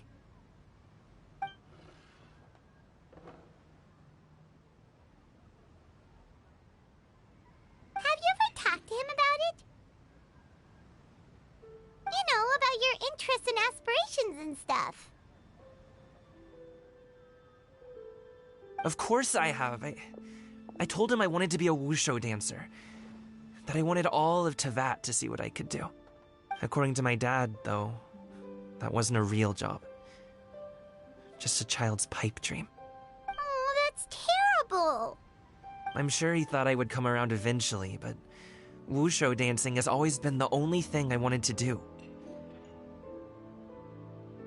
One day, he tried to get me to visit some other tea merchants to start building the right relationships, but I refused to go. We got into a huge fight. We were this close to throwing hands. In the end, I was so angry that I ran away from home. I haven't been back since. Don't get on my case just yet, okay? It's not like I think I'm completely without fault. No, I know that it wasn't the right way to go about things. But my dad's stubborn. No matter how hard I tried to convince him, it just went in one ear and out the other. There was no changing his mind. I knew talking would only get me so far, but if I made it big in Liyue Harbor, the results could speak for themselves. Gaming. But I'm sure you both already know how that's going. Wushu dancing's just not that big in Liyue Harbor. In the past, I would go door to door from store to store, asking if they would be interested in hiring a performer. Most times, I wound up eating nothing but humble pie. And you can't just rely on dreams to put food on the table, right? So, I found a job as a guard to make some money. And now I have enough to get by and then some. Still, change takes time. Gotta take it slow, you know? Paimon understands. Okay, enough of all that serious talk. Our tea's getting cold. Ooh, let's do something fun this afternoon. What do you say, huh? I'll organize. Actually, we kinda already have plans this afternoon. We told Xianyun that we would go to her kite-making workshop. Oh?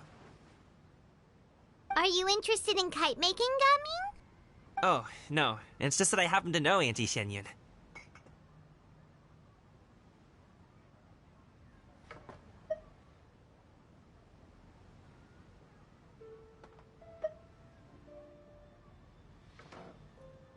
That title certainly humanizes her a bit.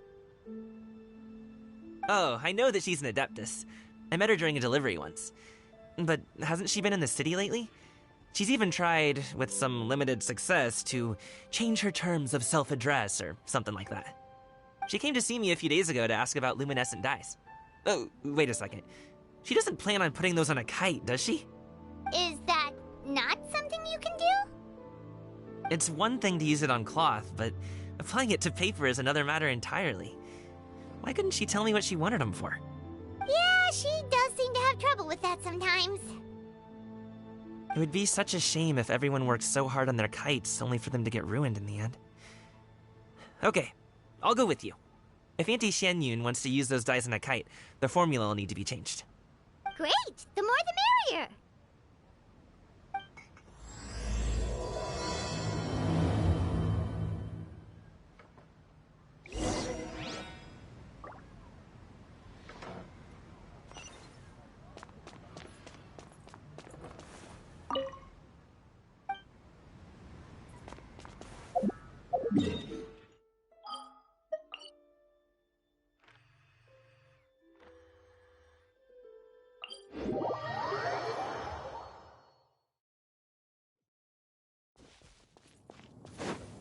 Yeah! Skyward! Scatter!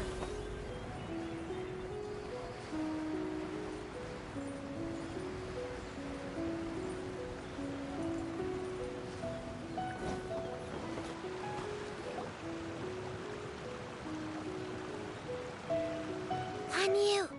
Ganyu! Come on, wake up! Some friends have arrived! Hello, friends.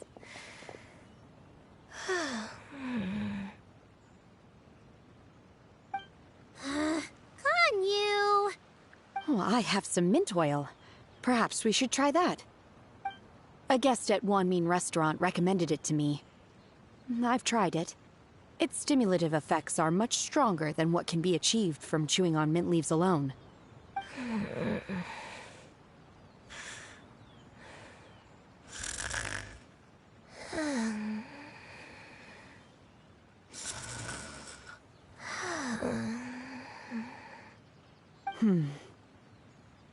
Apologies in advance.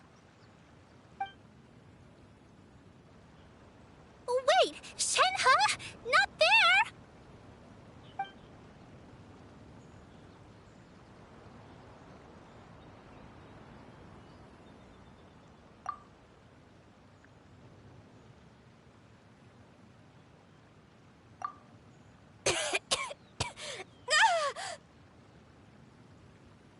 See? It worked.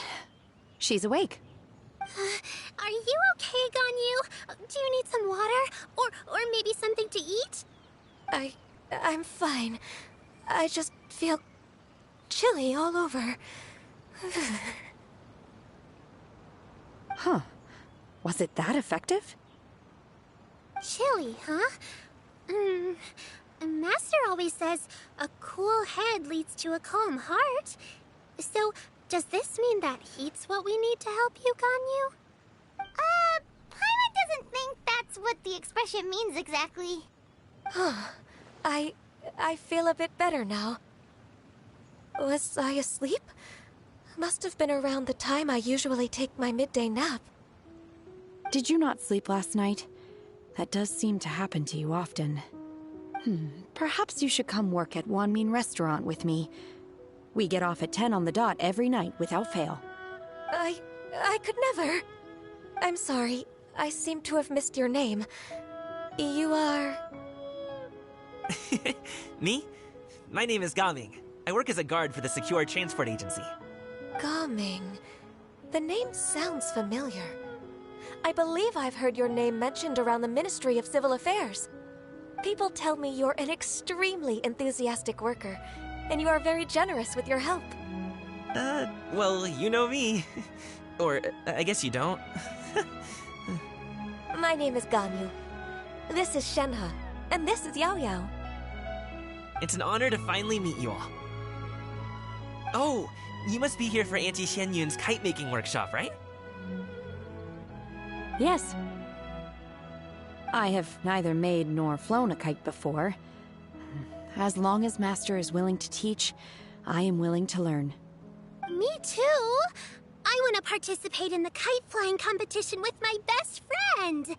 Plus, it's more meaningful if you make the kite yourself, right? Your best friend didn't come with you?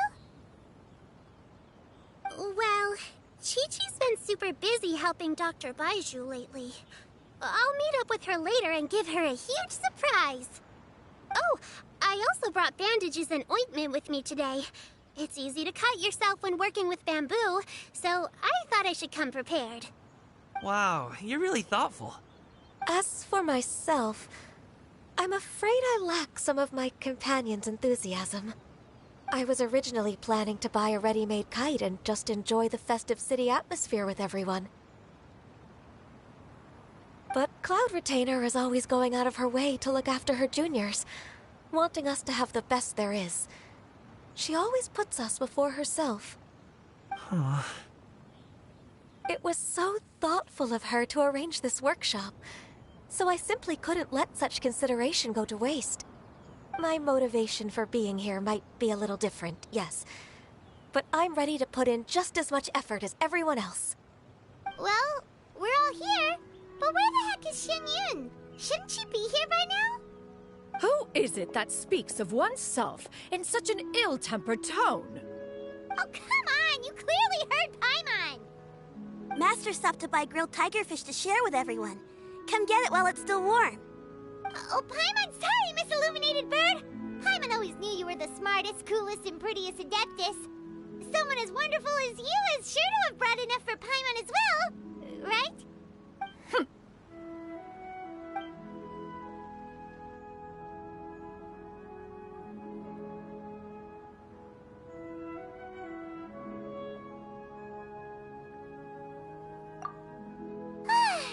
So delicious. Paimon's life is complete! It appears that we've ended up with quite a few participants indeed. Go ahead and divide yourselves into small groups. The materials are over here. The regular dyes and luminescent ones have been clearly marked. Use them as you see fit. As for how to make the kite, one assumes you all made sure to listen to the instructions one provided while we were eating. Yes? Are there any questions? Paimon may have focused a little too hard on the eating and less on the listening. Paimon knew she could count on you, Traveler! One will wait under this tree and avail oneself of the cool air while one digests. Do not hesitate to seek one's company if you have any trouble, questions, or simply want to chat. We're not in any hurry to get started. Why don't we go see what the others are up to?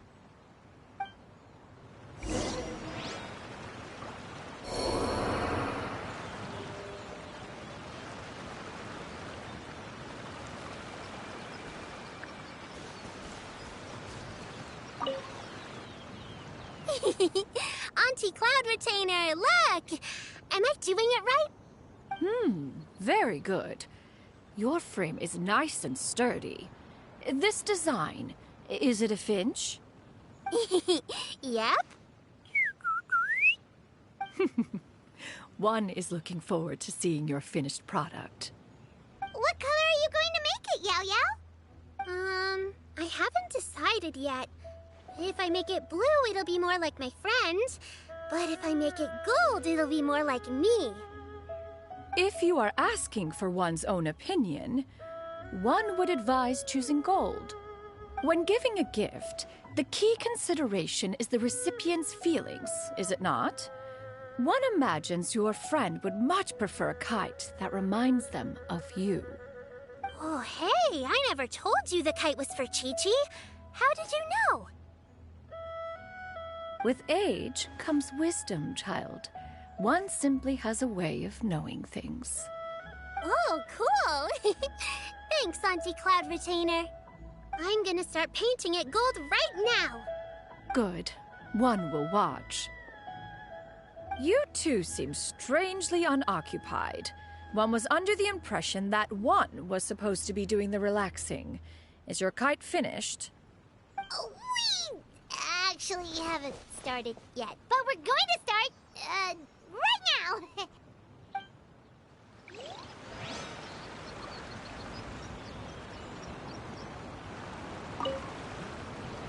Hey, Gaming! Want to team up? Huh? I have to participate? I thought I'd be done for the day after adjusting the dye formula. You're that unenthused by kite making, huh? That doesn't seem like you. No, it's not that. It's just... it would take too long to explain. I guess I'll just make one then.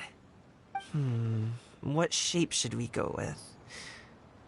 How about a butterfly? What do you think, Shuyu? Is there a particular design you want? I want a swanee! That might be a little hard to pull off. True, but I still want to try. They're super cute. Okay, it's decided then.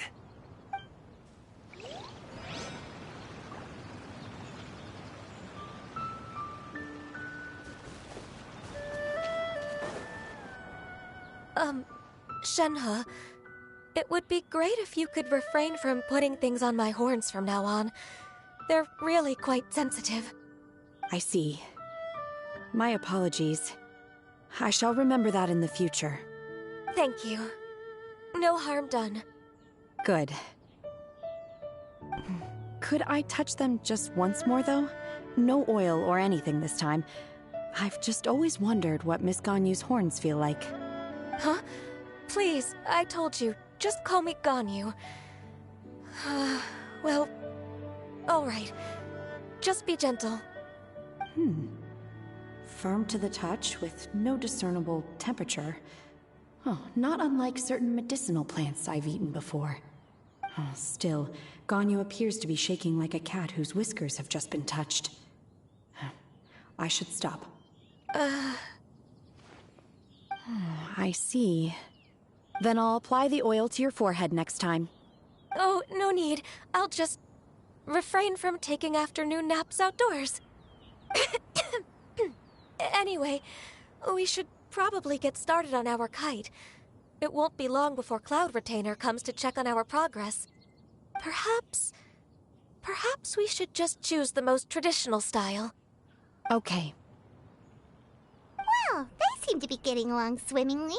Let's not disturb them.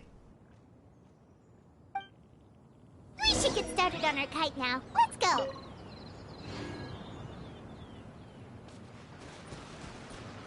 The scissor-tailed swallow sure takes a lot of curved bamboo rods to build. Ugh. It broke.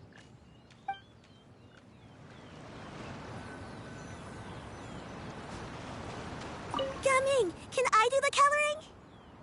Sure. I'll go ahead and make the frame for you.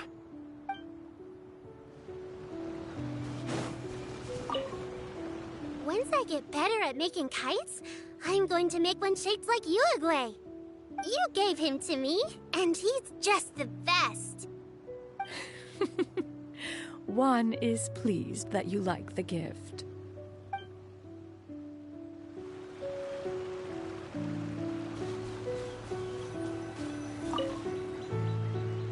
First, we have to decide on the shape.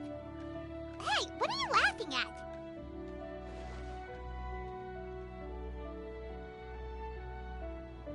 Oh, that's not a completely crazy idea. If nothing else, a Paimon-shaped kite could at least make sure you never get lost on your travels and always find the tastiest food and funnest things to do wherever you go. Maybe we're not exercising enough artistic license. Ooh, we should exaggerate this a bit. How about this? The word Paimon means the guardian angel of travelers.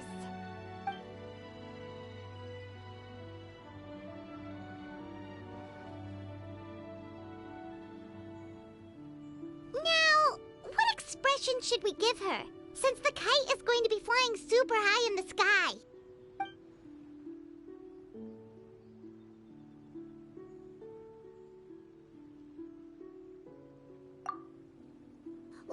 Like this? The title of Champion Kite Flyer is mine!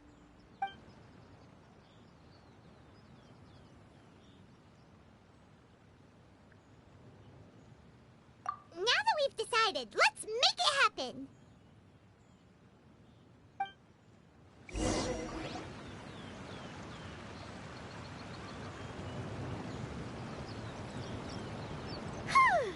It's done!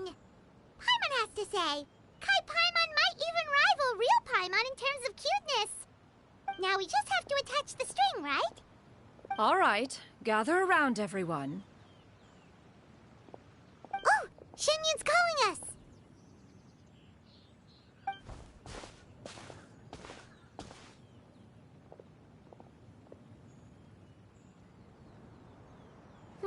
Let one take a look.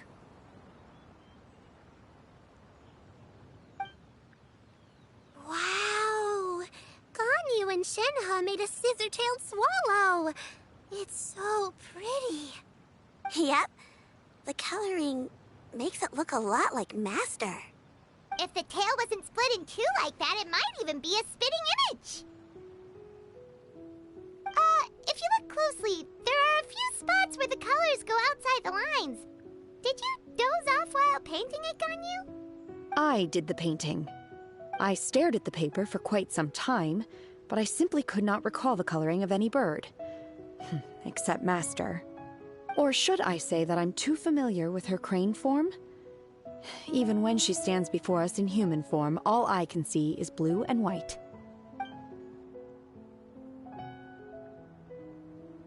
Oh, well, now that you mention it, Paimon can see it too!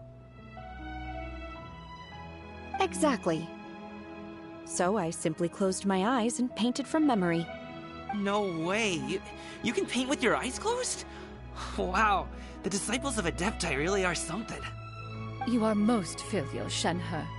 One is flattered by the likeness.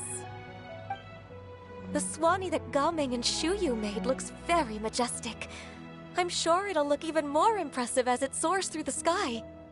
The eyes and ears glow in the dark, so you're sure to see it at night. Your golden finch is cute too, Yao Yao. It's all thanks to Auntie Cloud Retainer's guidance. What about your kite, Traveler? Ta-da! Here it is! Its self-important countenance bears a striking resemblance to that of its namesake. It makes her look like she's already won the competition. Well, that's gonna happen one way or another. Is that the Jade Chamber? Oh?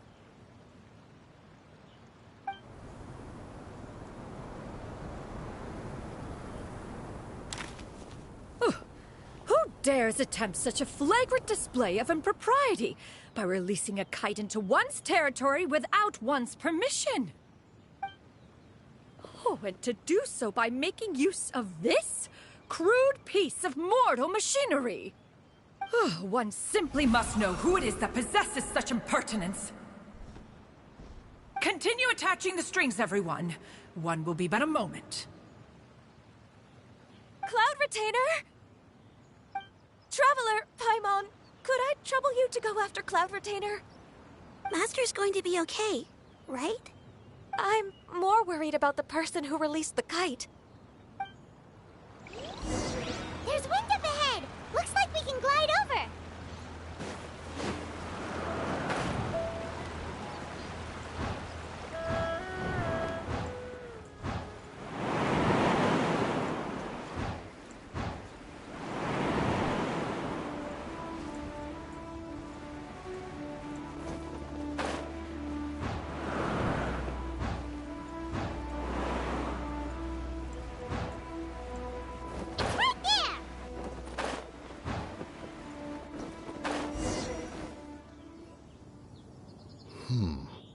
This Fontanian device of mechanical motion is quite curious indeed.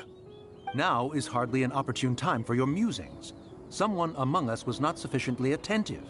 and now the kite has vanished. Calm yourself.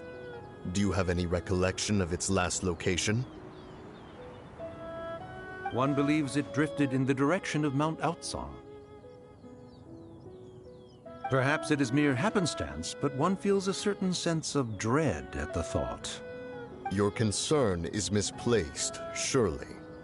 Cloud Retainer is either in the city looking after her disciples, or secluded in her abode attending to her research. She will not notice that kite. On the subject of said kite, however, one simply must remark on the genius of its windless lift technology. One cannot help but surmise that its ingenuity rivals that of Cloud Retainer's creations. Still thy tongue. If Cloud Retainer were to hear you profess such a thing, we can both say farewell to any further use of the Supreme Cuisine Machine. One presumes that this kite belongs to you. Huh? Regard the situation with which we are now confronted. This is all your fault. One's fault? One seems to recall that releasing the kite was no solitary endeavor. Say something, Mountain Shaper. Surely you can think of something to appease her. Further explanation shall only fan the flames of her wrath. It would be better to stay silent and retire at the earliest opportunity. We can hardly avoid her forever. That may suffice during Lantern Rite. But what about the Moon Chase Festival? Sooner or later, she will discover our true identity. Hello? Go retrieve the kite. Absolutely not. You retrieve it. That is not our kite. Oh, so an adeptus such as oneself is mistaken then? Ah, you're an adeptus? Please forgive us for any impropriety. I truly possess no inkling of who could have released a kite into your esteemed domain. Pray, who could be responsible for such wanton behavior? Verily, verily, we were but delighting in the surrounding scenery. This locale is home to such exquisite... mint! Well, and if that's all, then we'll just be on our way. We finally caught up. You sure do fly fast in your illuminated bird form, Shinyan. Mooncarver? Mountain Shaper? What are you doing here? You? Okay, now Paimon's getting a weird vibe. Did she say something wrong? It is of no consequence. Long has one seen through their disguises. One was simply curious as to how long they would keep up the act. Then you are not angry? How could one feel anger at the sight of two old friends enjoying themselves? One is also well aware of how enticing these city novelties can be. We were simply consumed by a fit of festive spirit. Seldom do we get the opportunity to partake in the delights of the times. However, we are far from being as adept as you in matters that require a deftness of hand. No worthy kite could be born of our own making. Thus, we could only take the convenient route, so to speak. Your prowess in mechanics is unparalleled, Cloud Retainer. You wield the wind and waves themselves. Your singular talent stands unmatched across the land. Of this, we are well aware. One has guests to attend to. We will have to convene again some other time. Traveler, Paimon, do try to keep up. We're leaving already? All this flying from place to place is wearing Paimon out.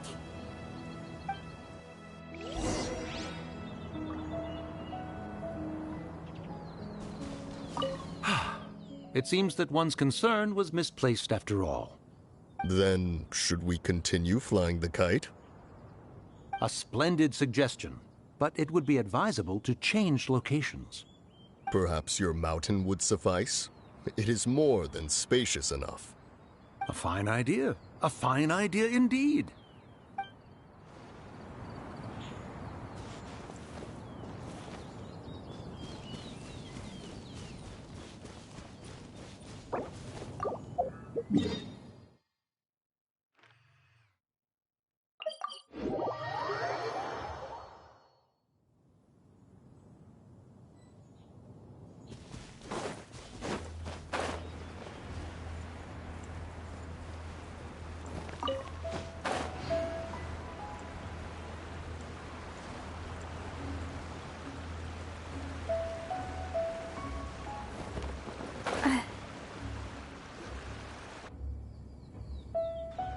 They're back.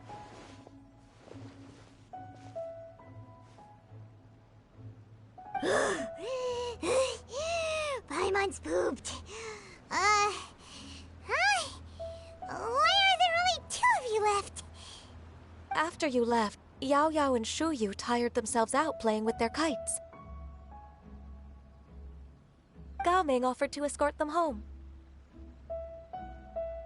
Before he left, he said something that I don't quite understand. Oh? What did he say? He said, a kite is always tied down no matter how far it flies or how high it soars. Its tether prevents it from ever truly flying free. He looked quite dejected as he said this. Now that you mention it, Gao Ming did seem to have a rather strange attitude towards kites. A reflection of himself. If I were a kite, I would cherish that tether as a symbol of kinship and the bonds that tie us and... Shenhe? It may be an exceedingly slim and distant connection, but lose it, and you lose that which links you to home. If Gao Ming truly sees a kite as a reflection of himself, then I fear I understand his words even less. Well, people often have different points of view depending on their mindset and experiences, right? It's actually quite normal. Just like some people can eat spicy food, but others won't go anywhere near it? Exactly. That's why tolerance and understanding are as important as they are. Tolerance and understanding? What brought about this conversation? Did one miss something? We were just chatting. You don't have to butt in on every little thing, you know. Where were you anyway? One was merely doing a bit of cooking. Night fast approaches. If you are otherwise unoccupied, one would entreat you to stay and eat before you depart. Oh, it's been so long since I've had the chance to enjoy your cooking, Cloud Retainer. Worry not. One has prepared a variety of meat and vegetable dishes. One is more than familiar with everyone's culinary proclivities. Shenhe, Ganyu, come with me. Whoa, what's with all the secrecy? You're not trying to play favorites, are you? If you're ready to serve the food, we can help too.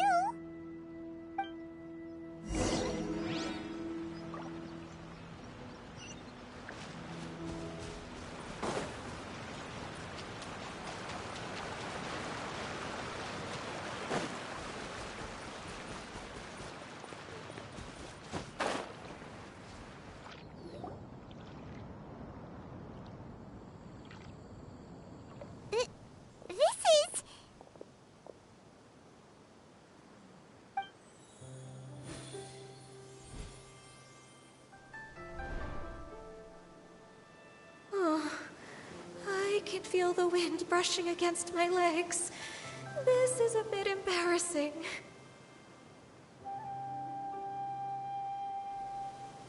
Is the headpiece secure? I should have asked Cloud Retainer to check before I stepped outside.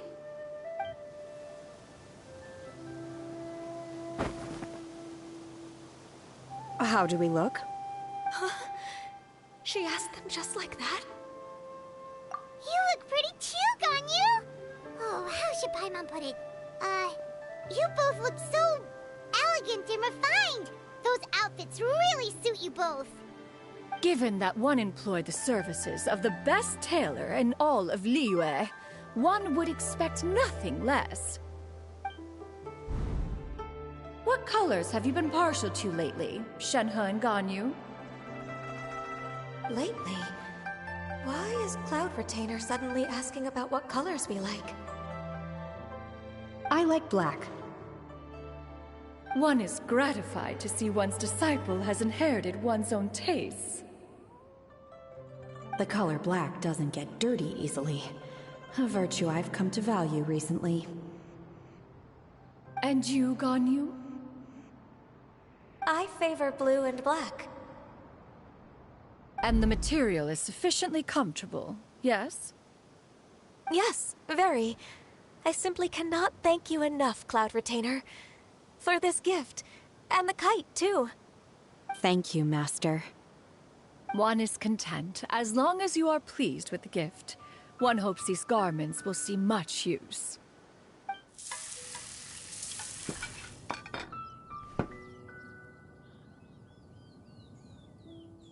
Seems like your supreme cuisine machine is just getting better and better, Xianyun! This golden crab's particularly good. The shell's deliciously crunchy, and the meat inside is so succulent and sweet! Paimon can't stop eating. It's a good thing Gaming isn't here, or Paimon would have to duel him for the food. You know, with chopsticks. He traveled all this way on account of the kite-making workshop, and he spent the whole afternoon looking after Shuyu.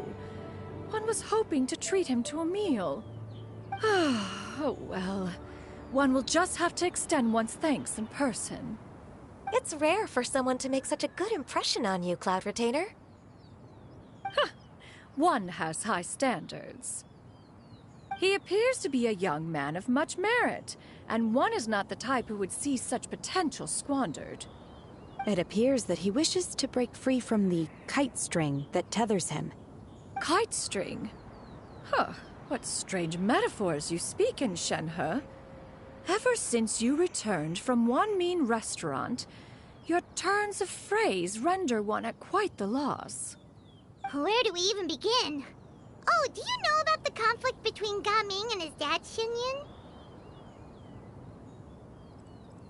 One has only heard that the two are not on good terms. He ran away from home and hasn't been back since. Oh? Ran away, you say? Oh.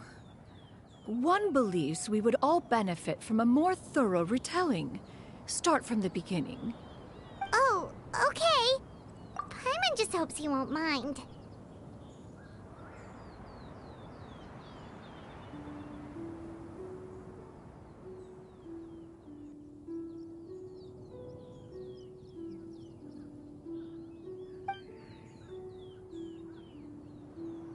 What?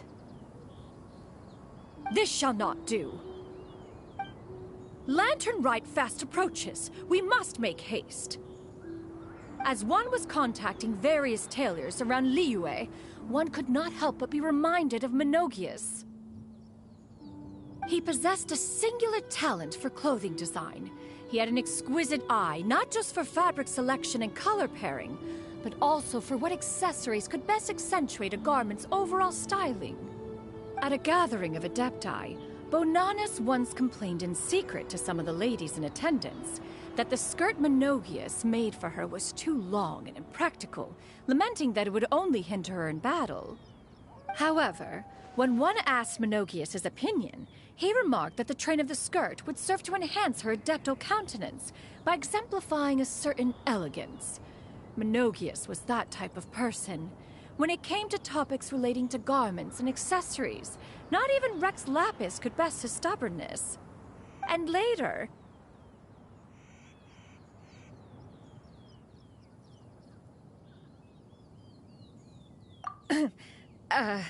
one seems to have strayed off topic. One means to say that Lantern Rite should be a day of reunion. It is a time to address problems before they turn into regrets. Fate is fickle. The cruel reality of this world is that suffering and misfortune can befall any of us without design or reason. If there is a chance for young people to remain insulated from this reality, one should do one's utmost to make it so. That's nice and all, but... Do you have any ideas, Cloud Retainer? Perhaps adeptal arts could be of use. No. Mechanics, perhaps.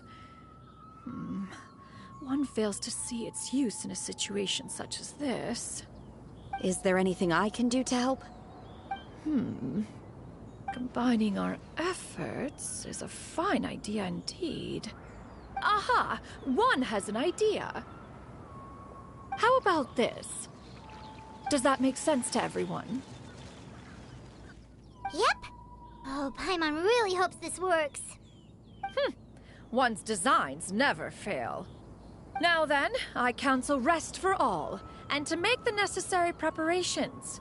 One shall see you in 2 days.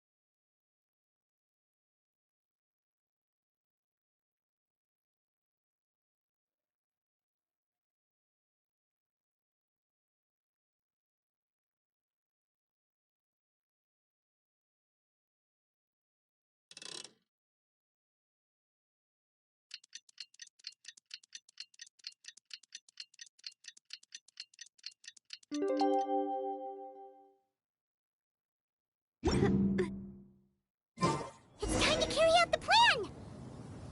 Let's go find Gaming! Hope everything goes well.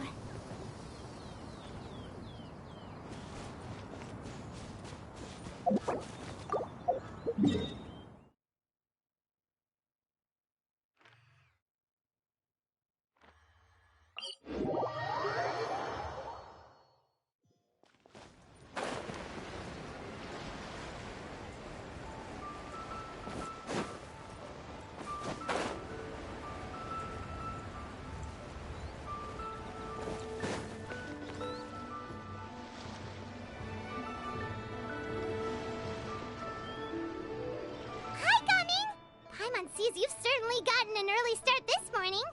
Playing games already, are we? Who won this time? You the one buying dim sum again? Hey, when you put it like that, it makes it sound like I'm always the one losing. Ah, perfect, you're all here. There's an important commission I need your help with. Alright, I've got the time. Where are the goods? Well, it's not just goods this time. I need you to escort a tea merchant and their wares from Chaoying Village to Liyue Harbor. A very important client has requested to meet with him. Sure. What's this merchant's address? Here. If the client's that important, then this must be a very crucial, very pressing commission, right?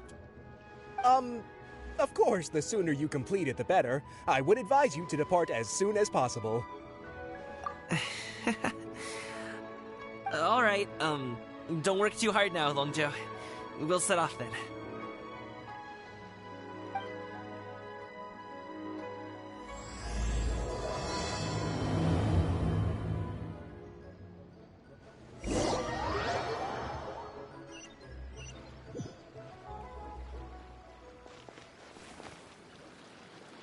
You're a bit quiet today, Gaming. Oh, do you want Paimon to tell a story? We're almost there. I'll take a rain check on that.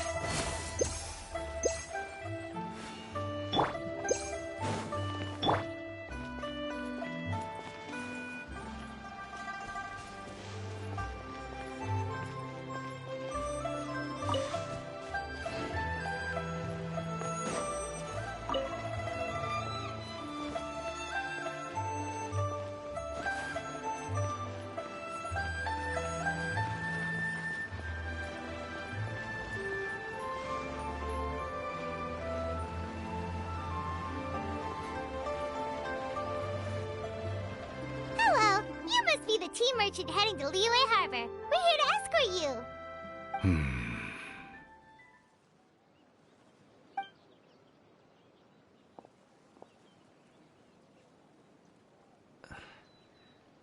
Dad? Oh, so you're Gaming's father. It's nice to meet you.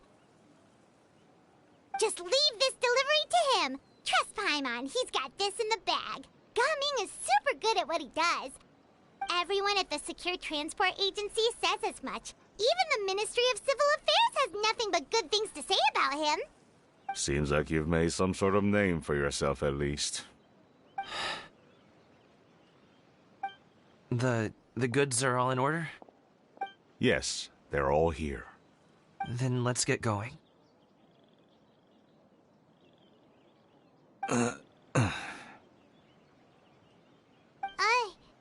A very important client has asked for you by name.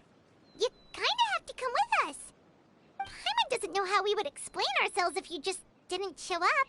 Plus, you'd be missing out on a huge money-making opportunity. I see. I suppose I will have to trouble you all to escort me, then. Let's go.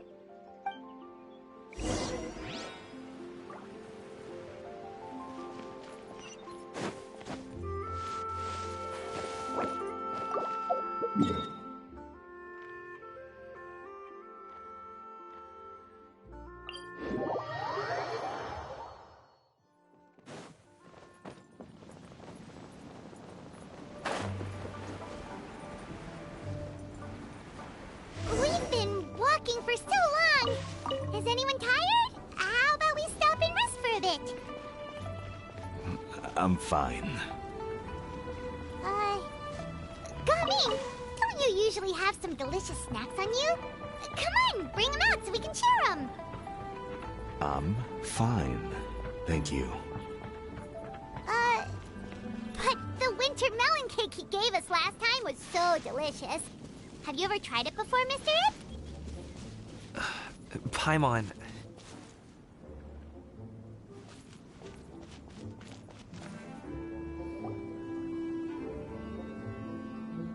This place looks nice and open. Why don't you all rest here for a second? Huh? What about you? You're not going to join us? I'm not tired. I'll keep watch. Oh, but... Just let him go.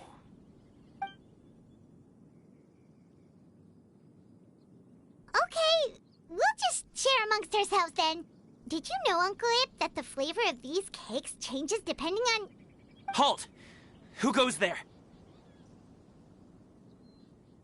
It appears that one's movements were overly conspicuous. Enough of your musings. Focus. Focus on the matter at hand. Present your exquisite ornaments at once. Indeed. Bring them forth readily and without protest. Ah! What do we do? It seems as if these two are acting alone. It won't be difficult to subdue them, but they might have something else waiting in store for Dad. The best way to keep him safe is... Leave this to me. I'll handle them. Traveler, Paimon, take my dad and the goods away from here. No, Gaming. It's too dangerous. This is what I do.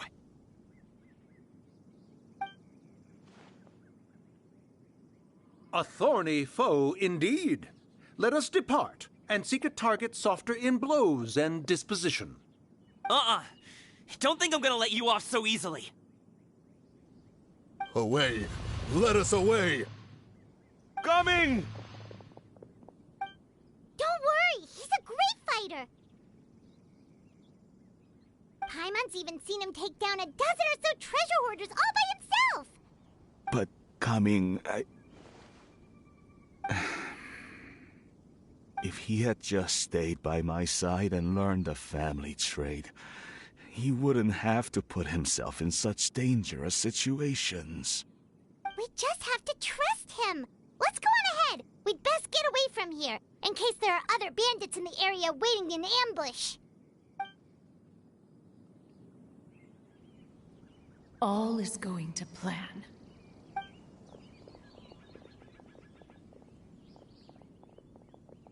Okay, we should be good to stop here. Youngli? Oh no, what is he doing here? Good sir, please, listen to me. Reel in your line and leave this place as quickly as you can. There are bandits in the area.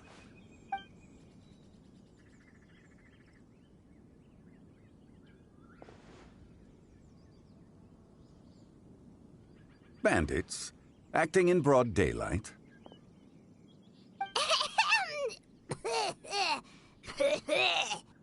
Oh.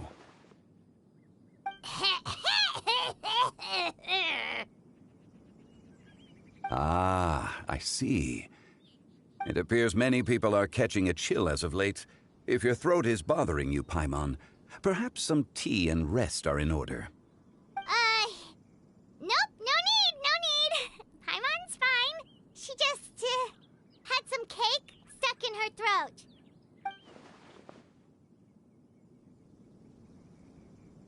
If there are indeed bandits in the area, then we should inform the Millelith at once. Oh? Well, if that's the case, such matters are best left to those with the necessary expertise, wouldn't you agree? I suppose you're right. If ordinary people like us got involved, we would only cause more trouble. Since we find ourselves otherwise unoccupied in this beautiful area, why don't we find a quiet place to relax while we wait for good news? That would be lovely.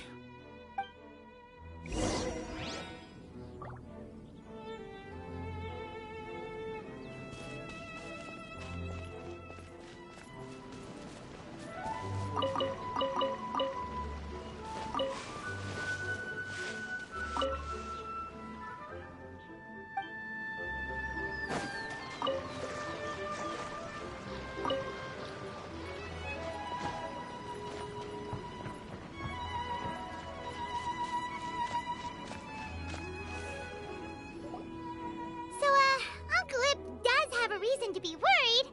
After all, Gaming, the guard we mentioned, is his son. Gaming.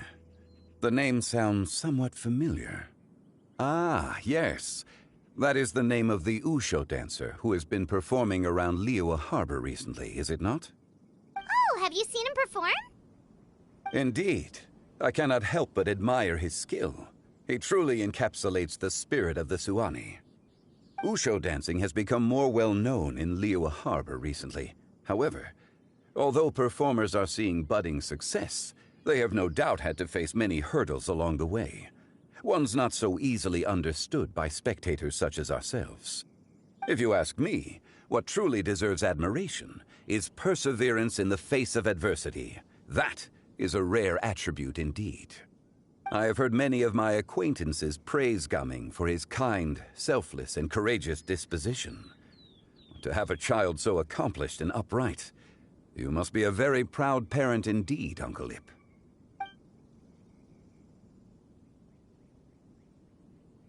Seems like Zhongli has decided to skip the formalities. Well, he's a hard worker. Yes. You should be sure to tell him you think that when he gets back. Your son is young yet. It's normal for someone his age to be a bit hot-headed. It's understandable to find talking about such things in person difficult. If there's a particular sentiment you wish to convey, perhaps we could pass it along for you. No. It wouldn't be right to ask that of you. This thing between us has festered for many years now. In truth, there are some things that simply aren't easy for us to talk through. I've been in the tea business for most of my life, and I always hoped my child would do the same. Otherwise, how would he support himself? Over the past few years, I heard how well he was doing for himself as a guard. How his work was taking him to farther and farther off places. I also heard that he never gave up on wushu dancing. It made me happy. But I was also worried. When you're young, you can handle all that physically taxing work and manual labor. What young person isn't capable of making a living that way? My concern is what happens when you get old. Every time I get to thinking like that, I cannot help but be reinforced in the belief that I was right. That I was right not to give in. I often regret introducing him to wushu dancing as a kid. If I had known how things would turn out, I would have never taken him to see those performances in the first place. It is only natural for a parent to strive to send their child down the right path. No one would begrudge you that sentiment, Uncle Ip. You need not worry. You seem quite young, Mr. Zhongli. Yet you speak with such wisdom. Perhaps I have misjudged your age. Your words are too kind. Truth be told, one of my old friends has several grown daughters. Rather than fretting about their future, however, she prefers to let them find their own way. Then she's more easygoing than I could ever be. I fear I lack such an open mind. I meant to say earlier, there is no need to be so polite. Feel free to call me by my name, Ipdak. Sure.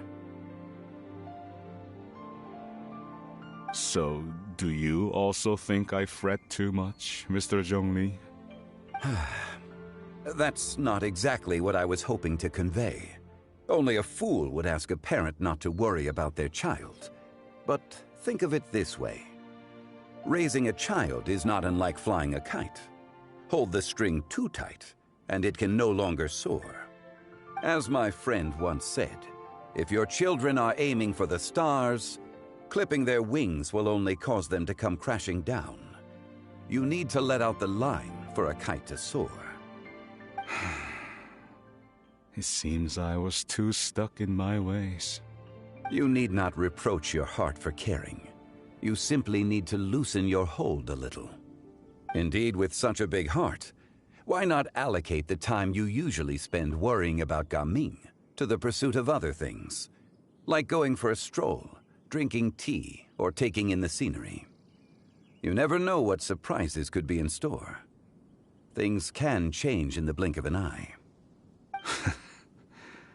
The blink of an eye, you say? Do things change so quickly? Children grow up in quite the same way, do they not? Day after day, year after year, sometimes in the blink of an eye, but always when you least expect it. As a father, I'm sure you know that best. Yes, you can say that again. 1 second Gaming was a kid, the next thing I knew, he was ready to fly the nest. Zhongli certainly has a way with words.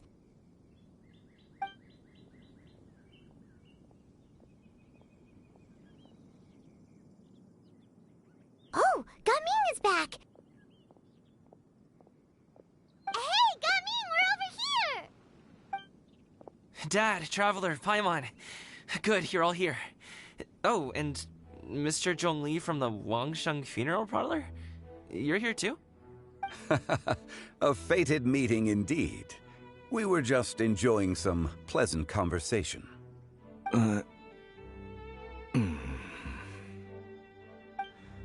Is everything resolved?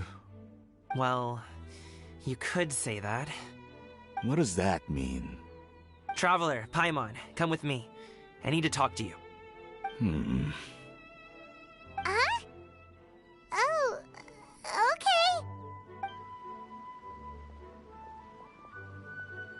I'll come right out and say it. Those two bandits, you sent them, didn't you?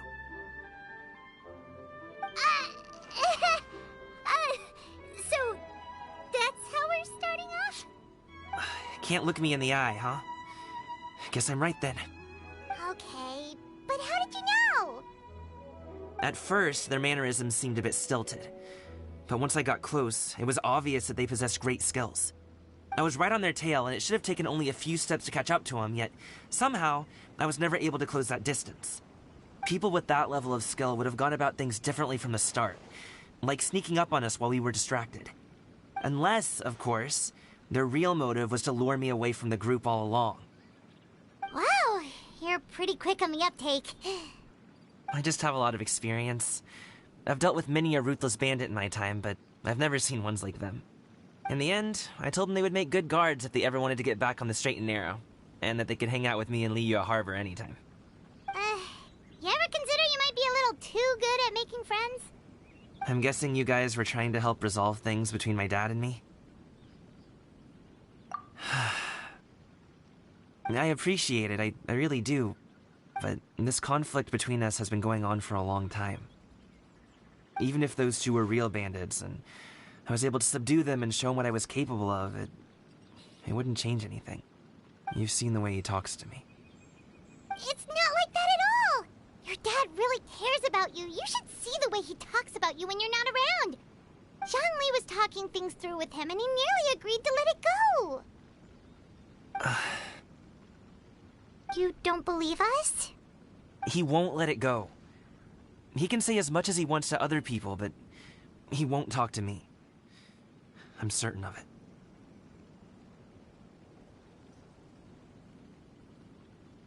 You told us you wanted to prove yourself to your dad. Why don't you tell him about all the hard work you've done these past few years? Will that even do anything? I'm not sure talking is enough. You won't know unless you try. Just like how you won't know if something is delicious unless you taste it. Listen to us. It's time to put these people skills to good use. You can make friends with anyone, so why not your dad?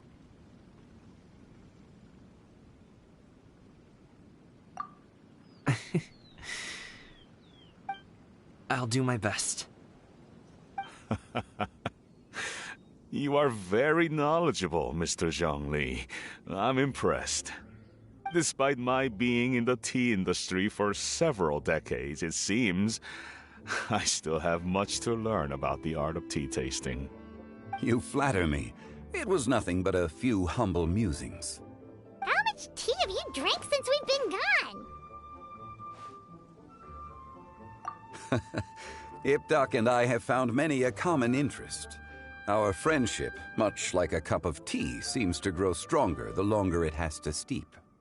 Well said, Mr. Zhongli. Gaming, Mr. Zhongli is very knowledgeable. You should take the opportunity to learn from people like him when you're in the city. Huh? Oh, of course. Zhongli? I have very much enjoyed our conversation, Ipdak, but I, unfortunately, have some unfinished funeral parlor business to attend to. Oh, I hope I didn't keep you. My apologies for taking up so much of your time, Mr. Zhongli. No need to stay on my account. When you're less busy, let's find a time to meet. I'll treat you to dim sum. It would be an honor. We'll see you off, Zhongli. You two have a nice chat, all right?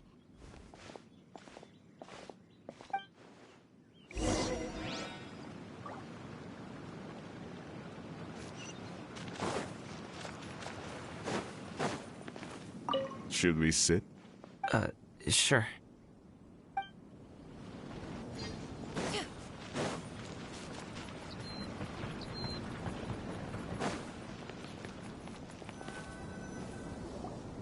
Thanks for helping us talk things through with Uncle Ip. Good thing you were able to pick up on what we were putting down. I have been around the both of you for some time now. You could say I have a certain level of expertise in that regard. As for my role in the conversation, think nothing of it. I hardly did anything noteworthy. You never change, do you? Why did you have us walk all this way? Paimon thought we just had to go far enough to be out of earshot. A friend approaches. Hello. So, you're here too? I've been here the whole time?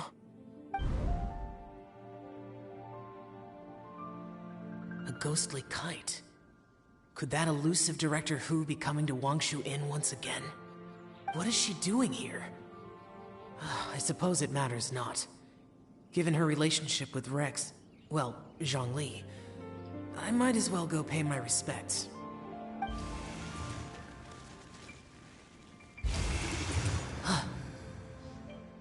It's you.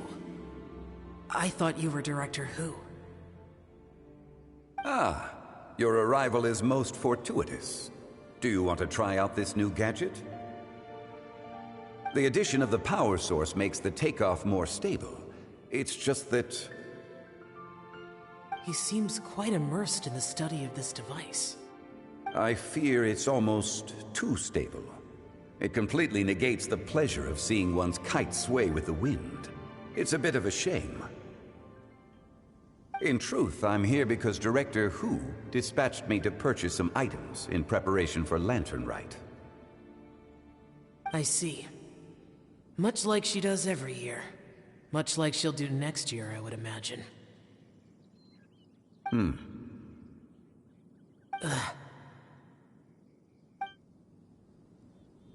I wrong?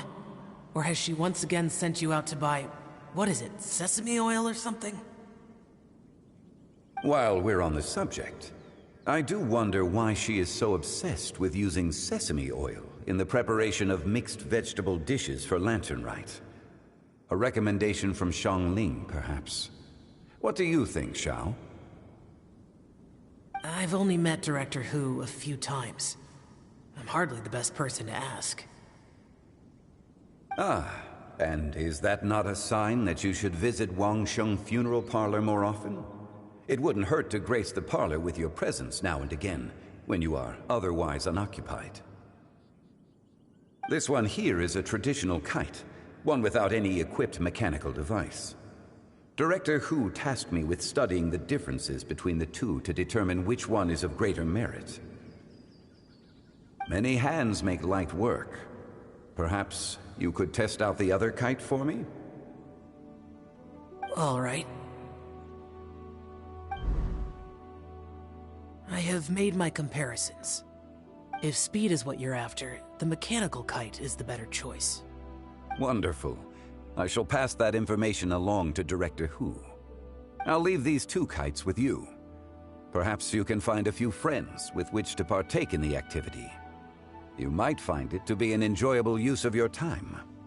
Oh, wait. Who enjoys kite flying? Well, I would imagine someone of your talent and wisdom is more than capable of finding out. So, you were testing out the kites for Hu Tao and even roped Xiao into doing it for you?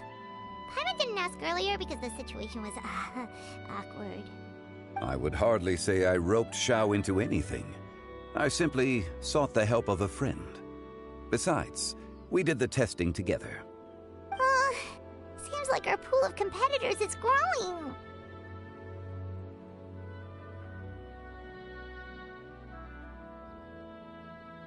Do you like kite flying, Xiao? I suppose I neither like nor dislike it. Although, watching a kite gradually ascend into the sky does bring me a certain peace of mind. Perhaps they're a bit like Xiao lanterns in that way. Kite flying is also a pleasant form of relaxation. Have you ever thought about making a kite, Xiao? Cloud Retainer taught us how. We can teach you if you want. There's no need. Menogias was the only Yaksha among us who had an interest in matters of ornamentation and design. When Lantern Rite is over, come find me near Pervasi's temple if you have the time. It's getting late. I should go inform Director Hu of our findings. How's she been, by the way? Be sure to say hi to her for us. The last time I spoke to her, she mentioned that she would be visiting Chaoying Village in a few days. If you have the time, perhaps you could also make the trip. If you happen to run into her, you can pass along your regards in person. We'll keep that in mind. Take care, Zhongli. See you later. See you next time.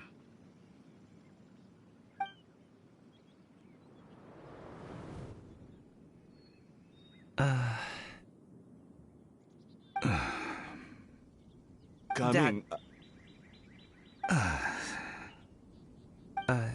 You can go first. I don't have anything to say. Then I'll go. I still don't want to leave Liyue Harbor. Oh. I can't say I support that decision, but... Hey, let me finish before you get all worked up. Sit, Shenhe, sit. You must be tired from your journey. Shall I pour you a cup of tea, or would you prefer something else to drink? No need. I'm not tired. They're gone, Master. Perfect. The time is nigh for us to make an appearance. Do you remember the plan one recounted to you? Yes, Master. We aim to give them a demonstration of familial love. So I'll have whatever you are having. All right. What are Auntie Xianyun and Shenhe doing here? Just how many people are involved in this scheme? I suppose all I can do is just take a seat and see what happens. Perfect. I just so happen to have bought some Sunglow tea recently. It's quite the delectable variety. Or it would be if one has not been forced to drink it every day in the hopes of whittling down one's considerable stash. One has more than had one's fill already. Oh, forget it. Such thoughts detract from the present need to keep up the conversation. Has work been busy during the holiday season? Do you need my help with anything? Drunk guests can sometimes cause trouble, but I deal with them as you taught me, by pinning their heads against the table. Are Auntie Xianyun and Shenhe serious right now?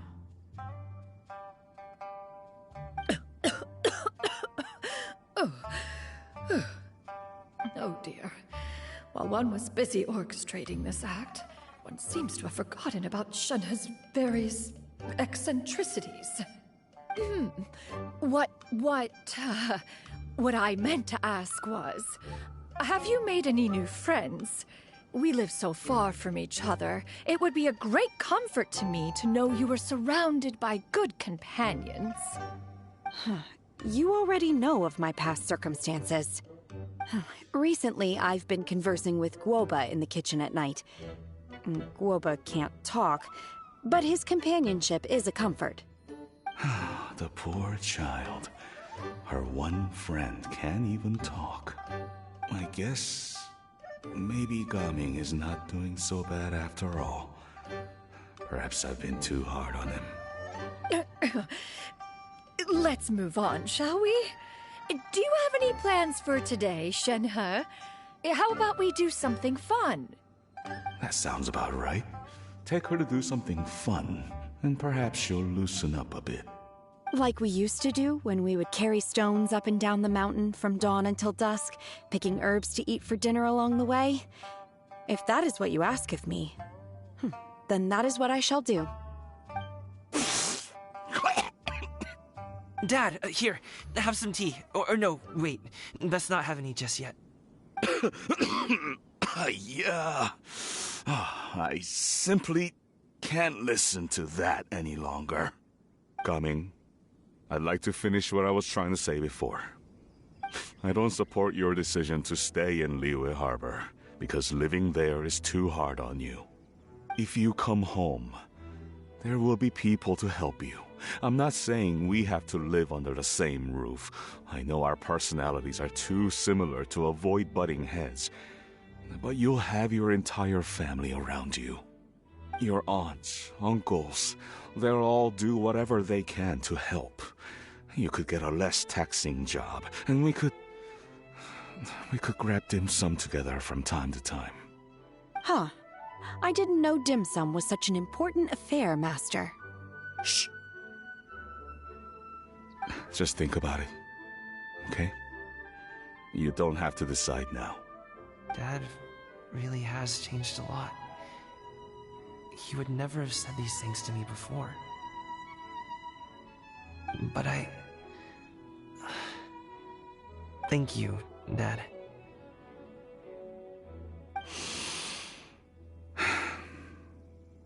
It's been long enough, don't you think? Oh, Paimon sure hopes they've made up by now. Oh, they're drinking tea in silence. That's not a good sign. Did Xianyun's plan not work after all? Hey you two! Paimon's sorry we were gone for so long. We got to chatting with some friends and didn't realize how much time had passed. Perfect timing, actually. We seem to be just about done here. Yep, let's go. I'll get the bags.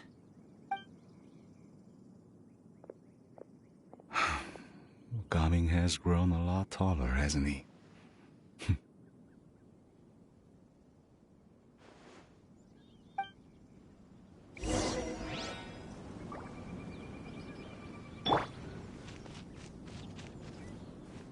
Master, did I say something wrong earlier?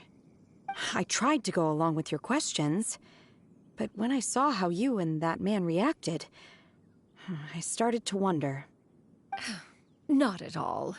Certain unforeseen variables may have presented themselves along the way, but the outcome proved favorable. The plan was a success. Then I helped? Naturally. Your purity of spirit is one of your greatest strengths, Shenhe. You need not change who you are.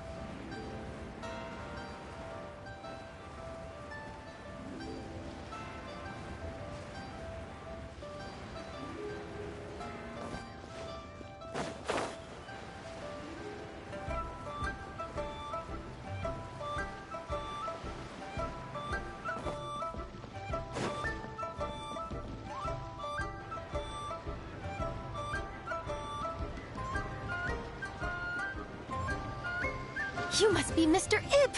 Thank you for coming all this way. My name is Charlotte, and I'm a reporter from Fontaine. You can find me writing for the Steambird. I invited you here not just to purchase your fine tea, but also with the hope that you might be willing to sit down for a short interview. What do you say? An interview? To advertise my teas? I suppose you could think of it that way. We Fontainians are big tea drinkers, too. The Fontaine Market. Then I'll need some time to adequately prepare. Perhaps we could sit down and discuss the questions you intend to ask in advance. Of course, of course! Please follow me.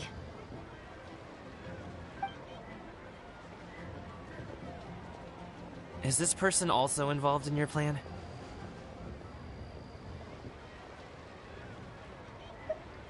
And here I thought I had lots of connections. I suppose I've been humbled. You sure know all kinds of cool and important people.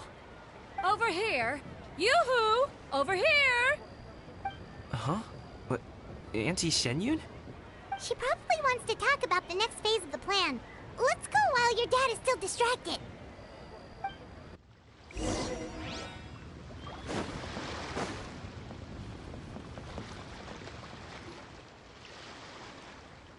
I take it that all is going well?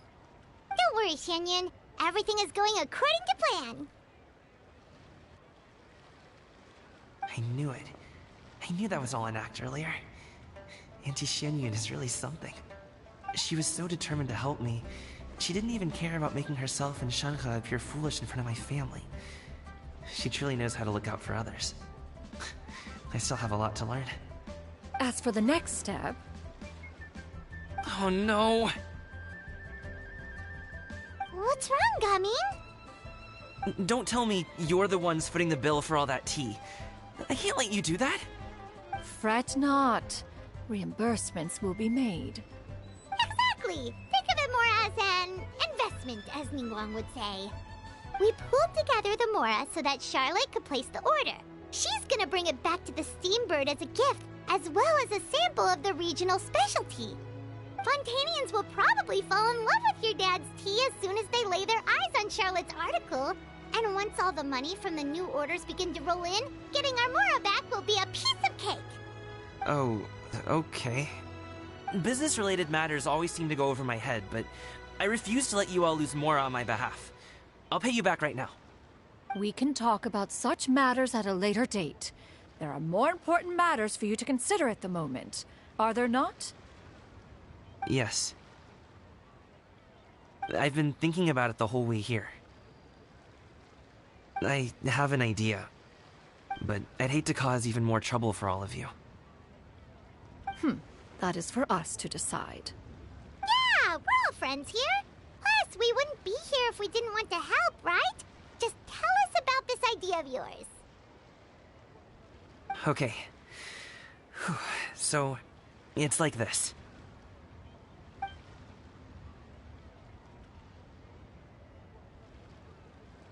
Got it! Just leave it to us.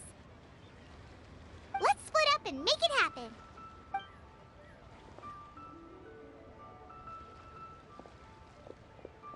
We need to do those things we talked about, but we also still have the kite flying competition. Since Xiao already tested out those kites for us, why don't we also go buy one of those mechanical thingamabobs or whatever they're called? We can attach it to our kite.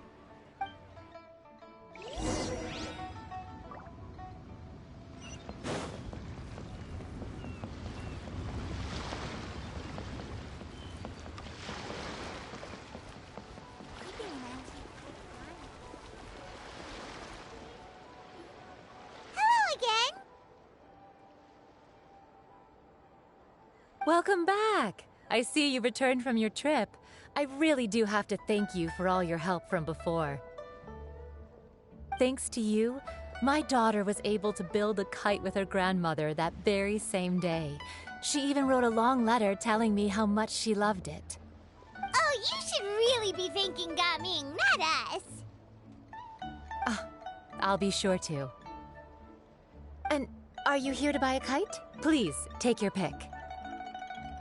Oh, we already have a kite. We wanted to buy one of those, device Fontaine, do you sell them separately? Ah, yes. Here you go. Please, take it, free of charge. The directions are in the box. It's not hard to install at all. It doesn't feel right for us to just take it. Well, nor would it feel right for me to take your Mora.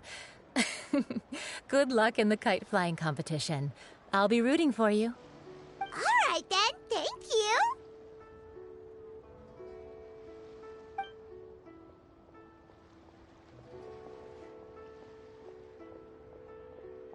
Phew, it's done. Let's get down to business.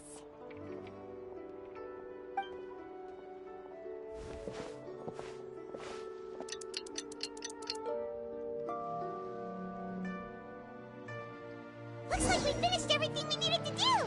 Let's find a good place and put this thing into the sky.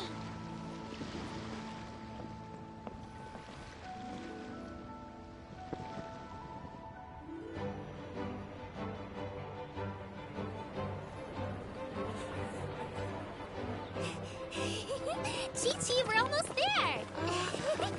Okay.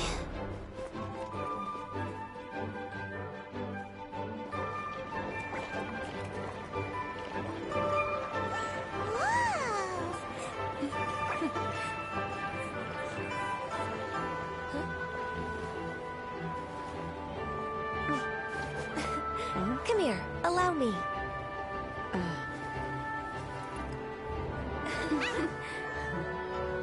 The lantern rite is as festive as ever.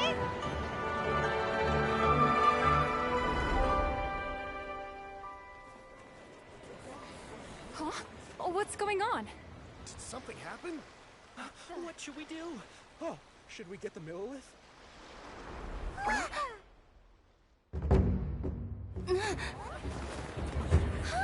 What's that?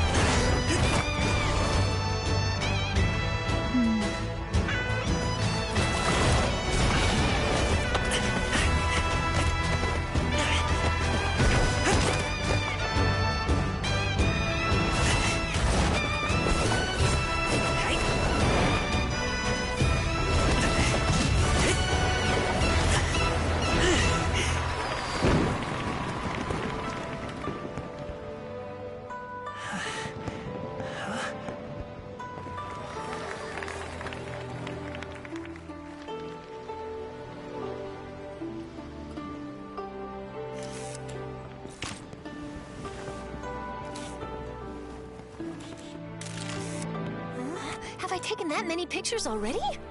I need to load more film.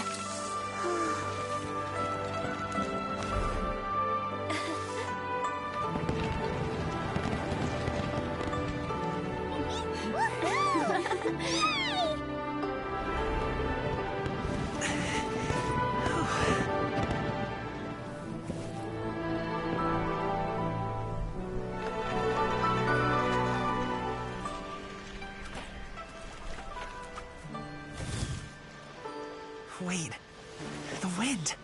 Oh my gosh! Mommy, I want a big kite like that too! Do you see that kite way out in front? It's so beautiful!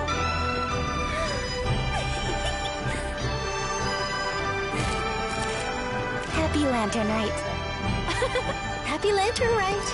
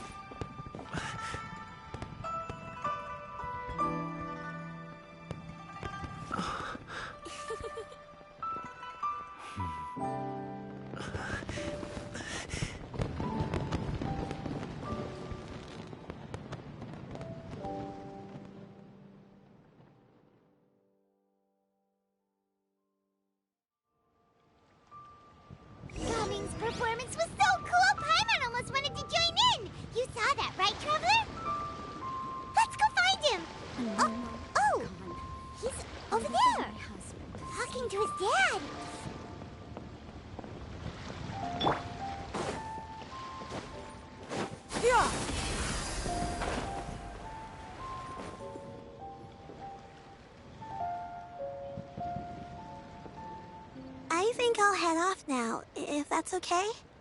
Thank you, little girl. Do you want us to walk you back? No need, no need. Master is waiting for me right over there.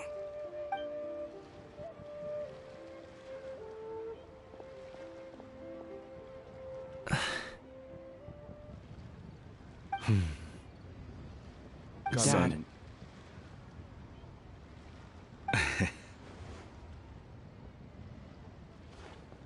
I suppose I'll go first this time. Okay. Your performance. I've seen many wushou dances in my time, but I've gotta admit, what you pulled off there was breathtaking. Wow. I never thought I'd live to hear you say that. You're serious about doing this professionally? Absolutely. I know it'll be difficult, but... Then it doesn't matter. What I mean to say is, of course it'll be difficult. But if that's your decision, if that's your dream, then it doesn't matter how difficult it is. As long as you put in the work, then any obstacle can be overcome in time. Really, when I was young, I also... Actually, how about we save that story of my past for another time? All I really want to say is, I've changed my mind. And much like this kite, you also deserve to soar to new heights. Dad. Son. Son? Haven't heard that in a while. I bet you're wondering what's gotten into me saying all this. Well, a little bit, yeah. Anyway, I know I've never found the chance to say this before, but... to me, Gaming, you've always been a great kid.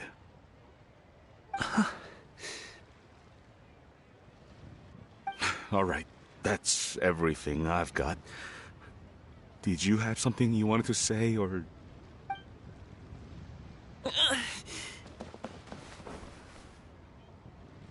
Seeing the two of them talk things through like this really gives Paimon a sense of accomplishment. Now go. Over there. Your friends are still waiting for you. Huh? But you came all this way. I'll be staying in Liyue Harbor for a bit longer. When you have time, we can grab dim sum together. Your treat, right? Dad, honestly. Go. Okay, then I'm off. See you soon.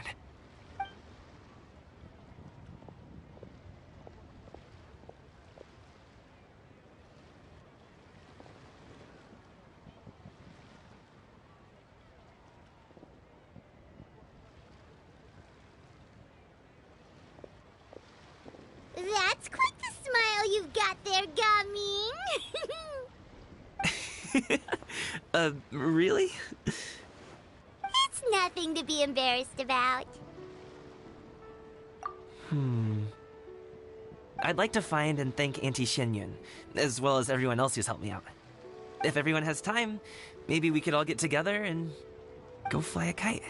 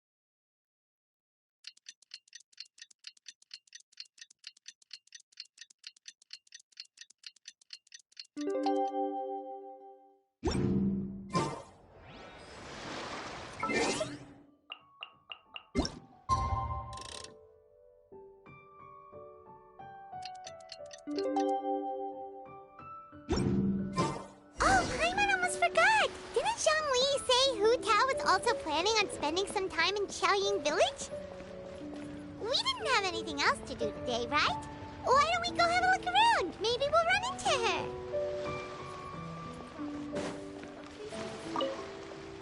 Oh, Lantern Rite was simply amazing. I'm not sure I'll be able to sleep tonight. Oh, that? Yeah, interesting story. It was invented by a guy from Fontaine. His name is Ildison. He's always tinkering away at some mechanism or another. He's even asked the Steambird to write about his inventions on more than one occasion. I believe I have a direct quote from him about this particular one.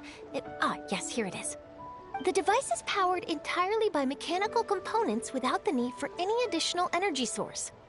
Basically, it's a manually operated cranking device. How high it can fly entirely depends on how much force you can exert. Combining this invention with a kite. What a great idea, right? Oh, my conversation with Mr. Ip went really well. I've already sent the first draft of my article back to the Steambird. It's a piece that contains all the pertinent information while also telling a story. I'm quite proud of it. Oh, that reminds me. I should thank everyone who made this possible for me. Especially that spirited lady with those peculiar turns of phrase. Miss Shenyun was her name, right? It was all thanks to your connections and creativity. I would have never thought I'd be able to bring such a special gift back to Fontaine with me. Oh, that? Yeah, interesting story. It was invented by a guy from Fontaine. He's always tinkering away at some mechanism or another. I believe I have a direct quote from him about this particular... The device is powered entirely by mechanical components without the need for any additional energy. Basically, it's a manually operated cranking device. Combining this invention with a kite. What a great idea, right? This was my first time experiencing a foreign holiday in person. It was so exciting! The festive atmosphere, the contagious holiday spirit, the profound, storied cultural traditions steeped in symbolism. Oh, I almost forgot. Kuching even gave me a kite with a poem on it that she wrote herself. It goes, "Dreams are like paper kites. With them do our hopes take flight. Sailing high above the clouds, they yearn for something more profound. Yet try we may and try we might. A deeper truth waits in plain sight. Though we hang our hopes in skies abound, many joys lie on the ground." I want to include this poem in my special feature on Lantern Rite. I'm sure a lot of people will love it. Yep, and happy Lantern Rite to you.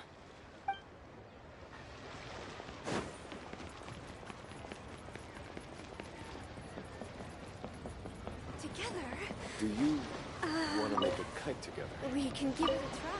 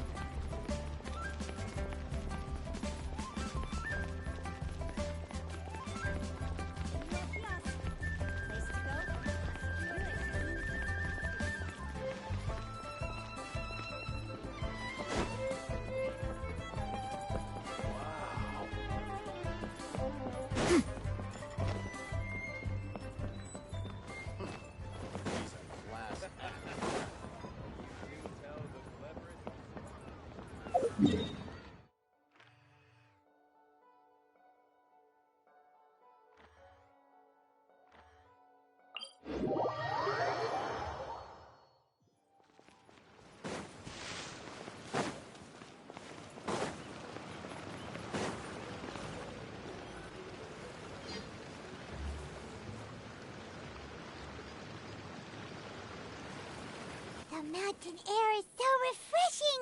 It makes Paimon feel like she could float around all day and never get tired! Cream! Gummies! Fuel fruit! Did you hear that? Sunshine! Blue skies! Good vibes! Right? So Paimon wasn't just hearing things. That voice sounds really familiar. Well, we've got the time. Why don't we go check it out?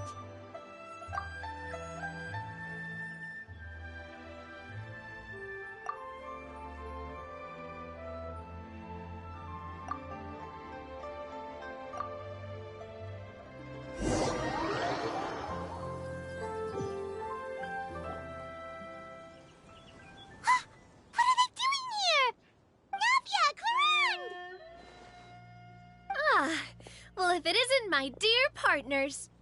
See, I told you that something good was going to happen during our travels today. I have to say, sometimes the Steambird's astrology column is spot on. It's just your lucky day. Are you guys also here to catch the festivities? Oh, and that reminds me. Happy Lantern Rite. Happy Lantern Rite. Happy Lantern Rite to you, too! Wait, if you're here for Lantern Rite, then what are you doing on top of this deserted mountain? And that voice we heard, that was you, right, Navia? Oh, impressive. You could tell it was me from that far away. You've got good ears. That or your voice is just really loud. Well, of course it is. After all, I'm a boss. Indeed. I suppose it's an asset. Sure is! Having a loud voice is a handy tool when it comes to communication. Wait, that wasn't even Paimon's point. Paimon just wants to know why you two were shouting from the top of this deserted mountain. There was something about almonds, maybe? And buell fruit? Ooh, is it some sort of secret code? No, it's not a code. The words are meaningless. Perhaps, but the act of shouting was very meaningful indeed. That's just what mountain climbers do, right? After all the hard work it takes to make it to the top, as you stand on the summit looking out at the vast scenery, it's not easy to resist the urge to release those emotions.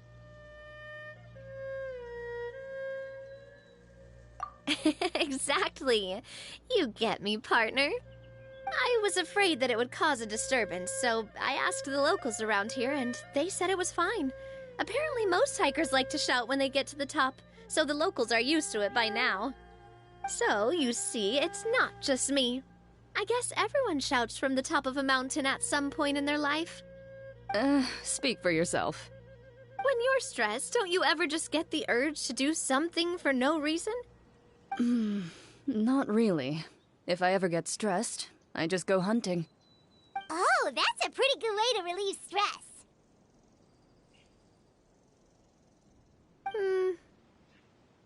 What I choose to hunt depends on my mood. Huh?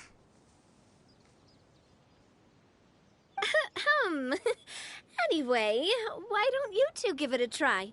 Shout anything you want. It's a real stress reliever.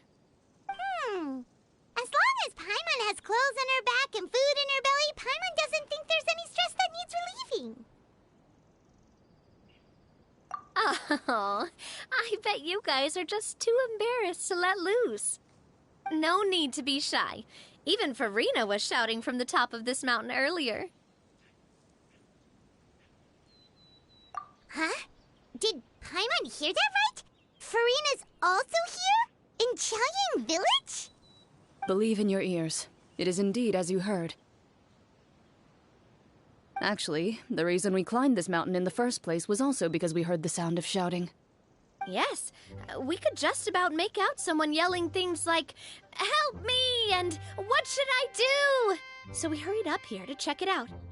And what do you know? Miss Farina was standing right there, all red in the face.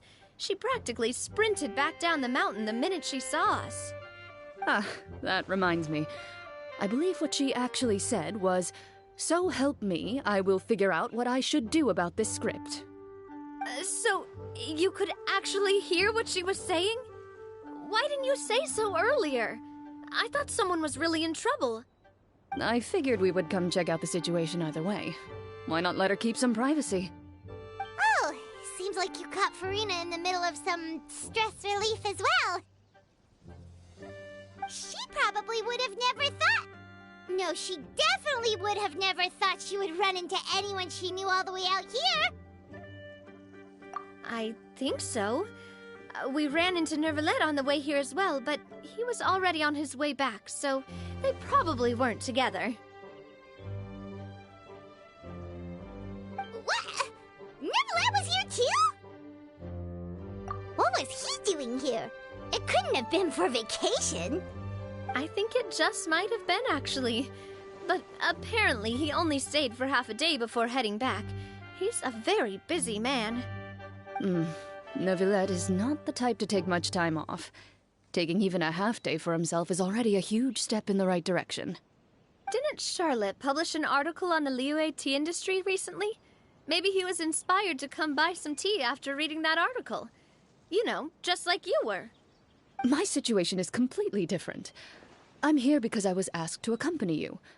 The tea purchase is simply an added bonus of this location. You Fontanians and your tea drinking. Oh, it's not for me. I lost a bet with Ridesley, and now I have to buy him something. It was just a spur-of-the-moment sort of bet. Ridesley gets really invested in that sort of thing, but he couldn't care less about what he wins in the end. You could give him mint plants that you plucked from the side of the road, and he wouldn't even mind. If only he was that easygoing when it came to talking business. In any case, I'm pretty sure the tea you bought is this region's specialty. What is it called again? Nervalette even mentioned it earlier. Yes, that's the one. You didn't really buy 10 boxes, did you? Please, do I look like someone who would fall for that sort of marketing trap? That reminds me. You guys said you only came up here because you heard my voice, right? I hope it didn't put you out. You must have had other plans for the day. Oh, that's right. Hu Tao! A few days ago, we heard that a friend was going to be in Qiaoying Village, so we decided to come and see if we could run into her. Oh dear. We've been chatting for quite some time. I'm sorry for keeping you. That's good. We should probably head out and look for Hu Tao. No need to stay on our account. We just got up here, so we're gonna stay around for a little longer. Go and meet your friend. We can meet up in Qiaoying Village later. Sounds good. We're gonna head down the mountain then. See you later!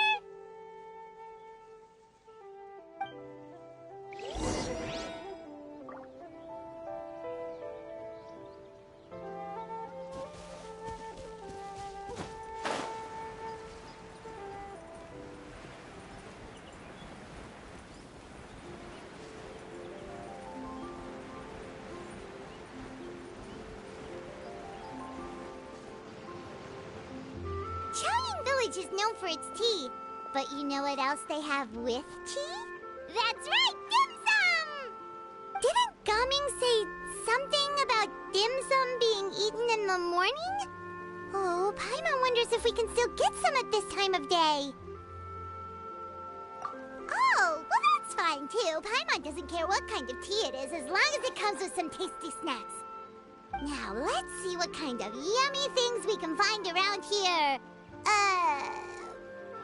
Paimon's not seeing things, is she? Is that Farina standing between Zhongli and Hu Tao? Wonder what they're talking about. Zhongli knows a lot of stuff. Maybe he's telling Farina about Qiaoying Village. Oh, or maybe Hu Tao is trying to rope Farina into being one of her clients. Oh, hey! This isn't the Fortress of Meropide! But Paimon could be convinced for the right price. Let's say, loser buys the winner 3 huge bowls of seafood kanji. Since Zhongli is there, Paimon bets things are pretty tame. It's decided then. Paimon votes for tour guide Zhongli. Alright, no time to waste! Let's go see who's right.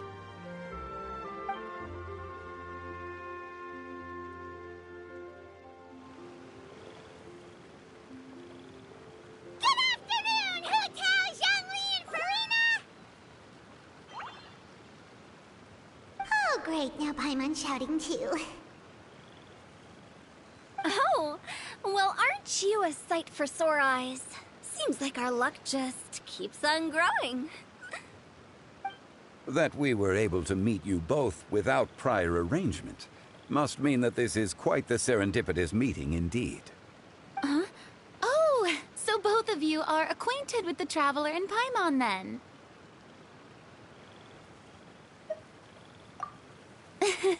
I'm pretty sure you didn't learn that one from me. I must admit, I'm a bit surprised to see you here, Traveler. But seeing as you're a hero who's been all over Teyvat, it makes sense that you would be well-traveled and well-connected. Since we have found ourselves in each other's company within this fertile land, allow me to take this opportunity to wish you a happy Lantern Rite. It appears you have been to Fontaine, then.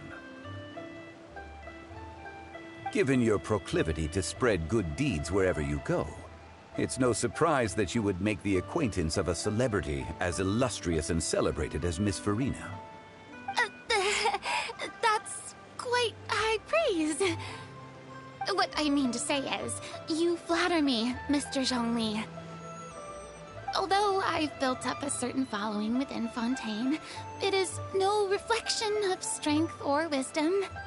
I stand before you right now as nothing more than an ordinary traveler in search of beautiful scenery and creative inspiration. There is definitely more to Mr. Zhongli than meets the eye. I could tell as much from our conversation earlier. Given his breadth of knowledge on both academic and worldly matters, there's no way he hasn't heard about what happened in Fontaine. Is he just feigning ignorance for my benefit? No. You're no common tourist. I simply won't have you talk about yourself that way. Huh? Does that mean Hu Tao also knows? You may not have heard, friends, but... Miss Hu Tao... Miss Farina is now one of my esteemed clients. Yep.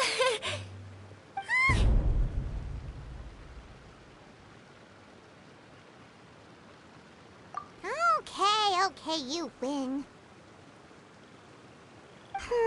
Guess Paimon will have to break into the hidden stash at the bottom of her shoe. Huh? What's this about winning something? Don't tell me. You two were placing bets on us. We just saw you guys standing on the side of the road and couldn't help but take guesses as to what you were talking about. Oh, I see. That means you, my friend, must have guessed that I was trying to promote my business to Miss Farina. That I do, my friend. What was Paimon's guess then? Paimon thought Zhongli was showing the newbie around. By newbie, you mean me, right? If that's the case, then Paimon's guess was also correct. Oh, that's right. Mr. Zhongli was telling me about some great sightseeing spots in the area. Ha! You see? Paimon was right too! Since both of our guesses were right, there can't be a winner or a loser. Hey, don't be upset, Traveler. How about this? You buy Paimon a bowl, and Paimon will also buy you a bowl. As for the third bowl... Since I was the subject of the bet, perhaps it should go to me? You know, as a congratulations for the huge deal I just struck.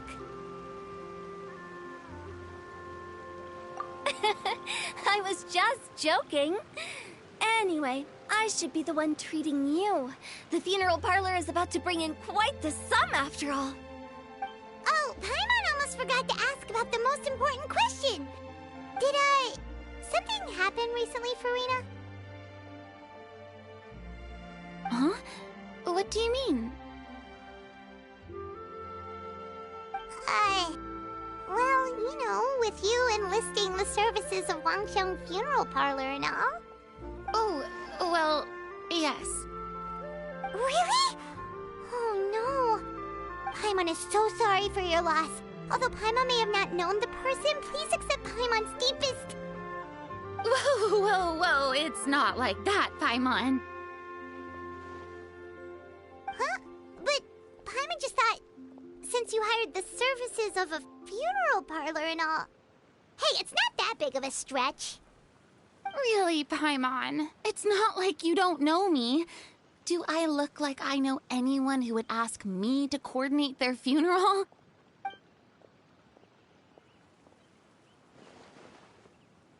Miss Hu Tao is simply helping prepare some props for my film. Not too long ago, I read a collection of horror stories from Liyue. The content was spectacular. In fact, I still feel the need to sleep with the light on even now. Anyway, that's not the point.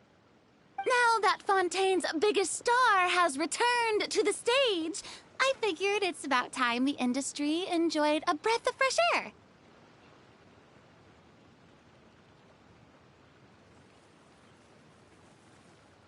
Hey, that's pretty good. I'll have to remember that for my ad posters. Oh, Paimon sees. That makes a lot of sense. So, did you come to Liyue just to enlist the services of Wangxiang Funeral Parlor? Well, not exactly. My original plan was to just relax and enjoy the sights. But then I ran into Miss Hu Tao and Mr. Zhongli, and well, you know the rest.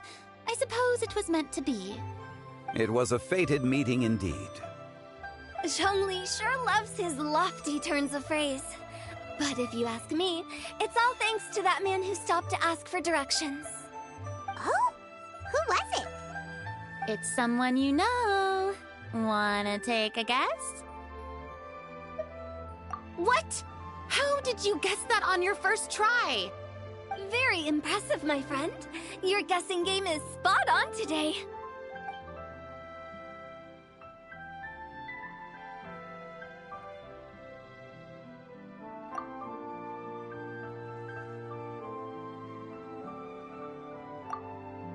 Huh.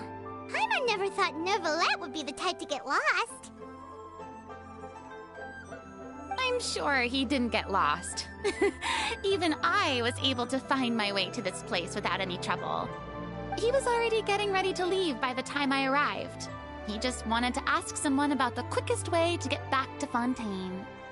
Yup, that's exactly what he asked. This area is full of mountains and rivers. It's normal to not know the fastest route.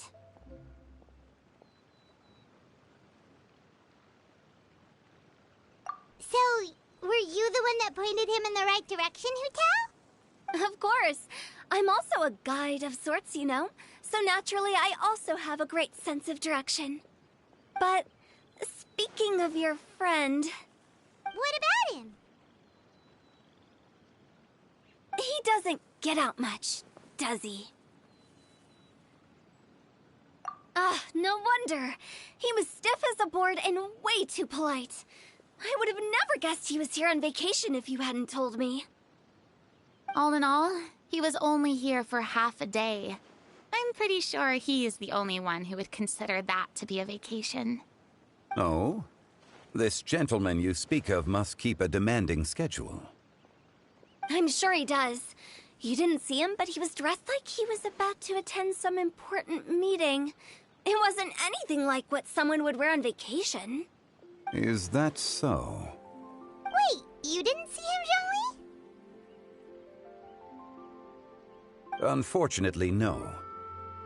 At the time, it appeared as if Director Hu and Miss Farina were having quite the productive conversation.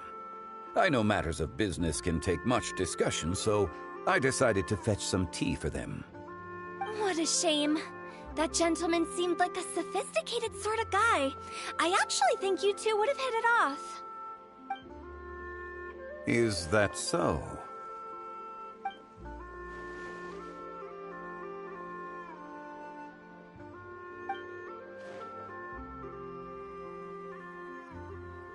Hmm?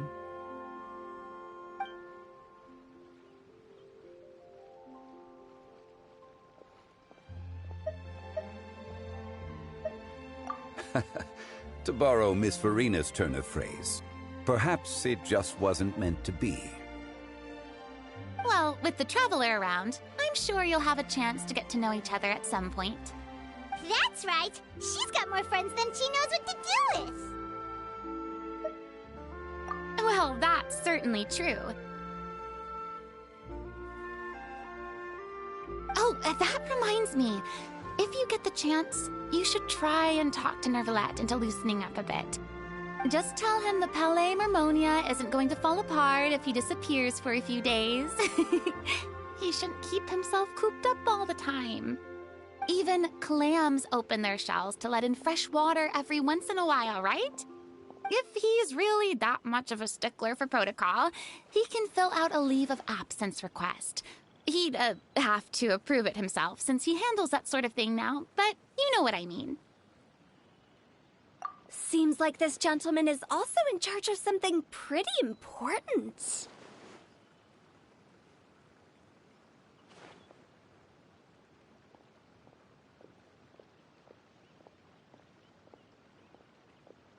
Yeah, sounds like a pretty uptight sort of guy, all right. In my experience, a leader needs to be able to roll with the punches. That also includes knowing when and what to prioritize. It seems like your friend still has a lot of growing to do. If I remember correctly, he's already several thousands of years old. You're quite right, Miss Hu Tao. Oh? Traveler, Miss Farina, those two individuals over there appear to recognize you. Oh, it's Navia and Clorand. Hey, over here!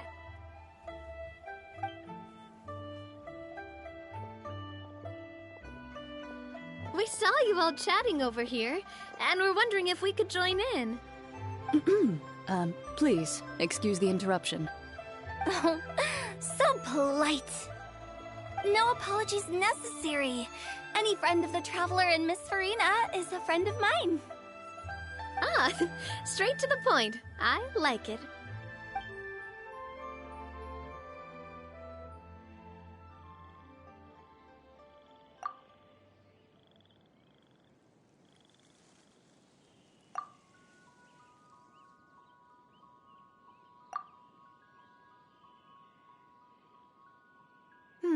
It's getting late. If we want to catch a boat back before dark, we should probably get going. Indeed. Then, Miss Farina? Oh, yes? When are you planning to head back? Do you need us to escort you?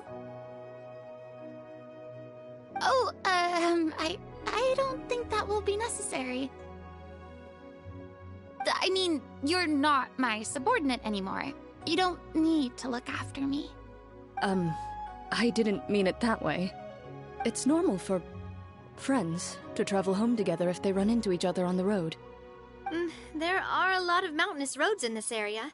I imagine they'll be even harder to navigate after dark. Exactly. Just like in those ghost stories. 8 paths converge in a wood. Beside them an old house is stood. If you dare to go inside, not a soul will greet your eye.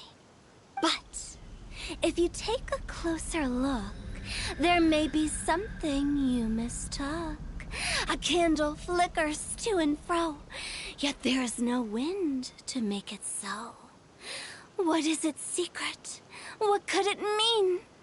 In this wood, where mystery screams. Ooh. My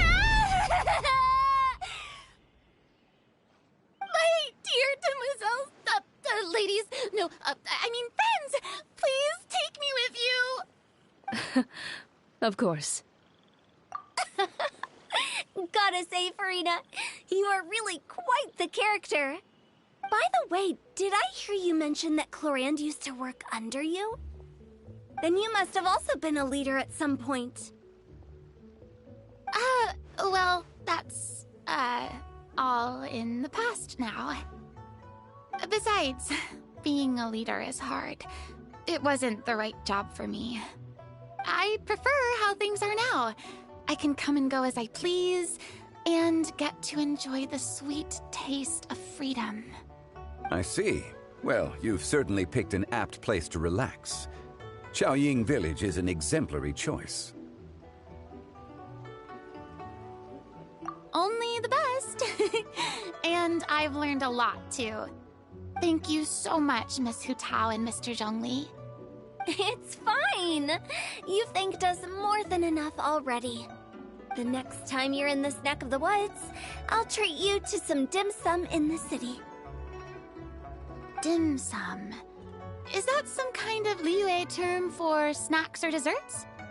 They are a part of it. It's basically a table full of as much tea, sweets, and good company as you can manage. Oh, so it's basically a tea party. Sounds great. Make sure to order the winter melon cake and the lotus flower crisp. They're so sweet and delicious, Paimon knows you'll love them. Ooh, okay. I'll be looking forward to it then. Wait, but didn't you guys say you were here on vacation? How come you're all going home empty-handed? Of course I am. I bought tons of fun things to bring home with me. A kite, a parasol, a little tin frog that jumps. Oh, and a stuffed toy of a mythical beast.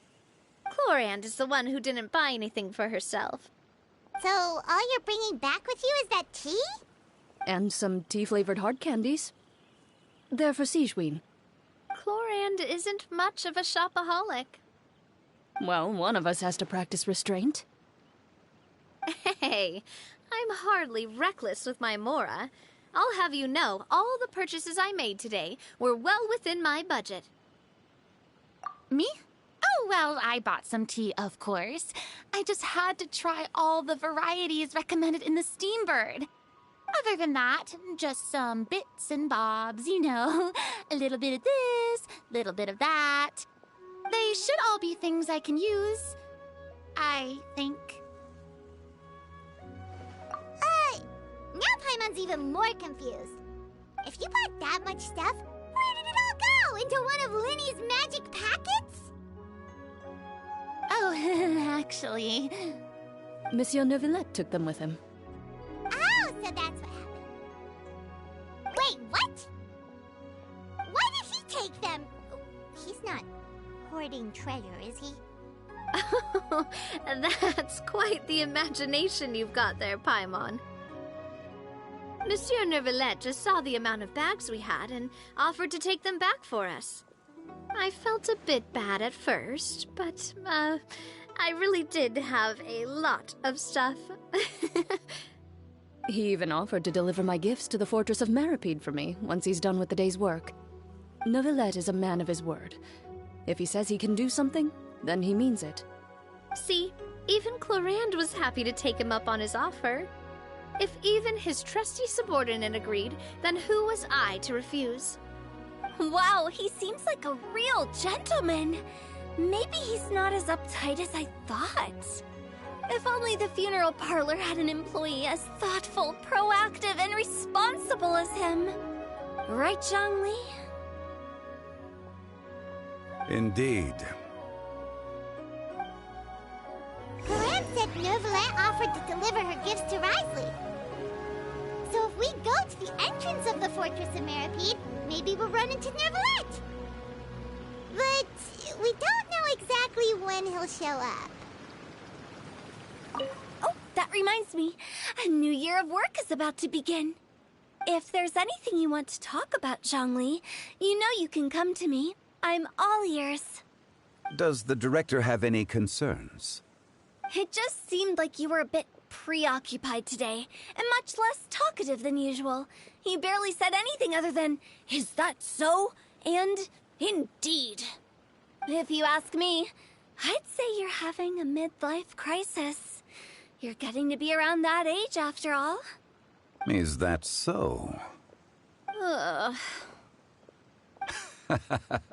I jest. Given its distance from the city, Xiaoying Village enjoys a much slower pace of life. Surrounded by such peace and tranquility, I also seem to have developed a proclivity for inactivity. I apologize for making you worry. I see. What do you think, Traveler? Is this atmosphere putting you in a lazy mood too? Wow, you are getting really good at these kinds of lines. Indeed.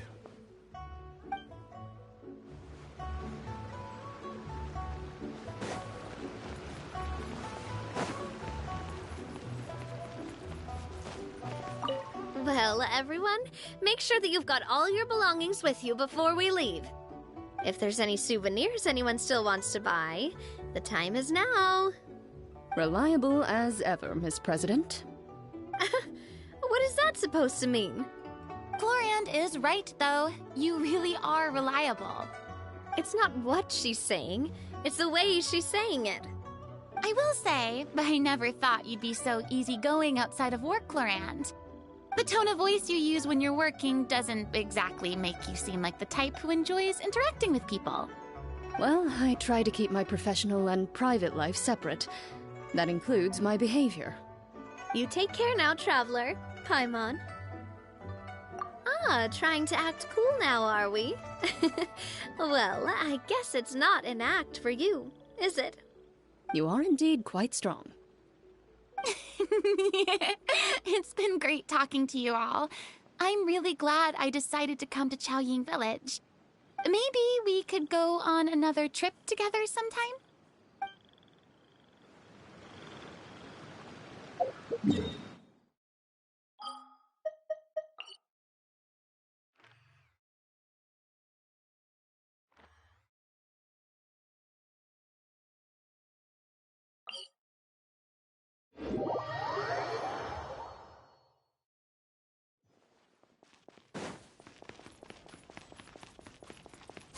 Skyward!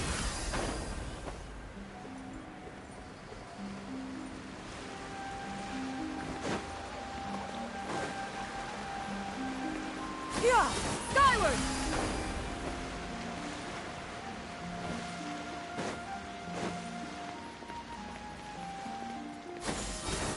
Scatter!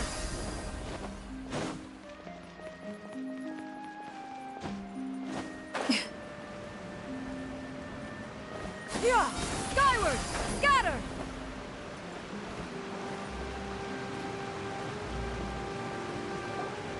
Look! It's Neuvillette! We lucked out!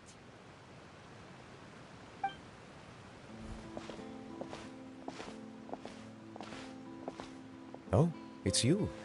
It has been some time since our last meeting. Few people frequent this location. Since I was able to conclude my work early for the day, I thought I might take a walk and avail myself of this area's peace and quiet. You call this early? Do you always work this late, Neuvillette? Strictly speaking, that depends on the agenda for the day. I am hardly bereft of time, however, so working late is of little consequence to me. Really? If you have so much time on your hands, then why did you only go to Chaoying Village for half a day? First, I should clarify that I was referring to my lifespan, rather than the time at my disposal on any given day. Second, I was unaware you possessed knowledge of my trip to Chaoying Village. I see. Thank you for informing me. Yes, they have been safely delivered. I have to hand it to Chlorand. Just a simple gift delivery, and she has the great and mighty Udex at her beck and call. I was just passing through. It was merely an act of convenience. All right. Then I hereby confirm receipt of the goods on behalf of the staff of the Fortress of Meripede.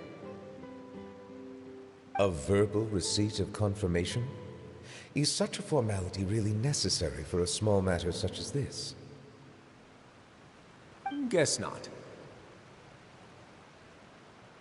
This quantity of tea, though, seems a little excessive for a gift, don't you think?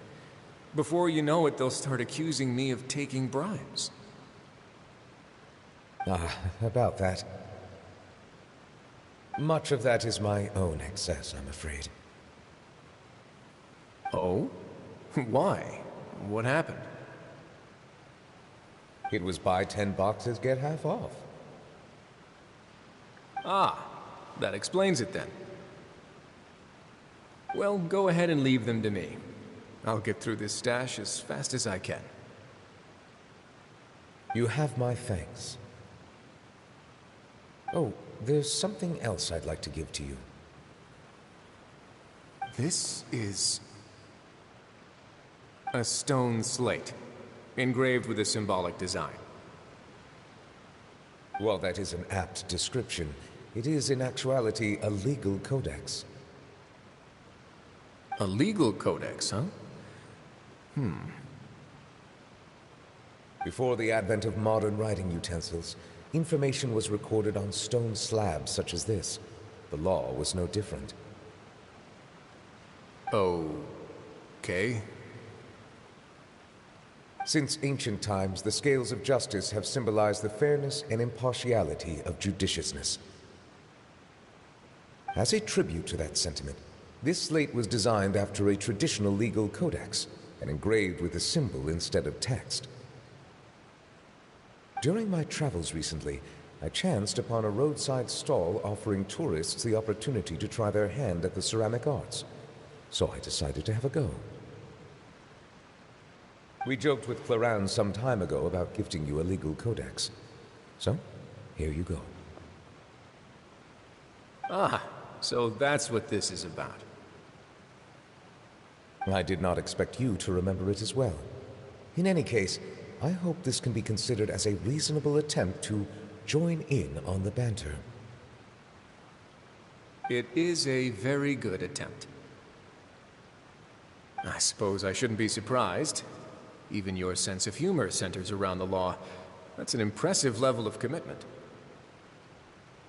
A gift of this significance deserves to be put on display, and I know just the place. Front and center in the fortress's showroom. Ah, surely there's no need for such a grand gesture. Just kidding. I don't have anything like a showroom. But we do have a storage room. We can put it next to all the mechanical parts Sijuin has collected. That sounds good to me. So that's what you were doing in Chaoying Village. Indeed. Of course, while I was there, I also took the opportunity to taste the local spring water. The aftertaste is much purer than what I have delivered to me in Fontaine. It stands to reason that the long-distance transport has a tendency to imbue the water with extraneous emotion. If you want to experience the true flavor, you simply have to go to the source. Perhaps I should organize some time off to do the same elsewhere. Then we are of the same mind. It appears my desire is justified. If you say so, but you know you don't have to justify a vacation, right? You can just take one. After all, you're hardly bereft of time. You can do whatever you want. You're quite right. I suppose I suffer not from a lack of opportunity, but rather a lack of inspiration. However, after reading a few articles about Liyue's holiday traditions, the idea popped into my head and made itself quite at home. Seeing as I was free of responsibilities for the morning, I decided to depart at once. Refreshing. My spontaneous outing seemed to inspire quite a few other spontaneous decisions as well. Take, for example, my foray into ceramics. At first, soil from the ground is granular and unforgiving, but add the right amount of water, and it becomes soft, moldable, and able to take shape. In the past, I never thought about how quotidian vessels were crafted, but now I have participated in their very making. This is also something I made today.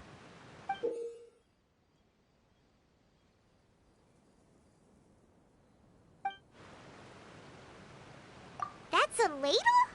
Paimon thought it was supposed to be some long-necked sea creature. That was indeed one of my inspirations.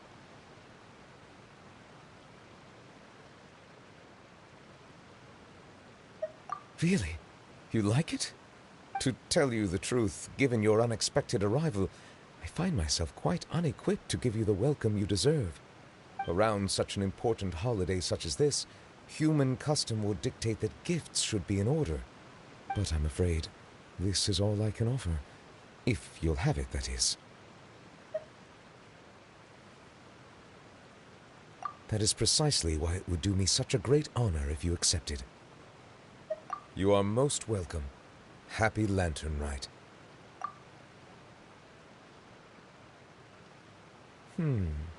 Approve a leave of absence request for myself.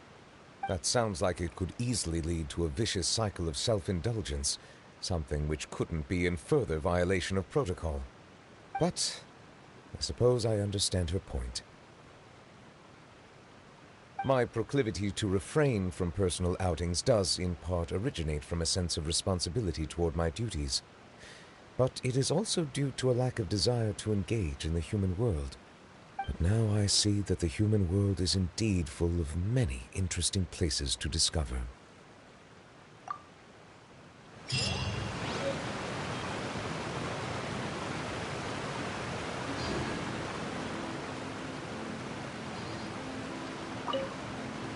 Lantern Rite marks the start of the new year in Liyue.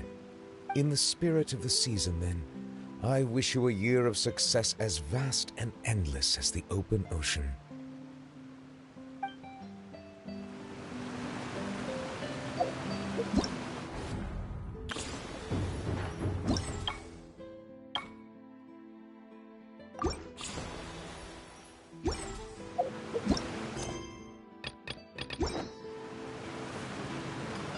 Yeah, scatter!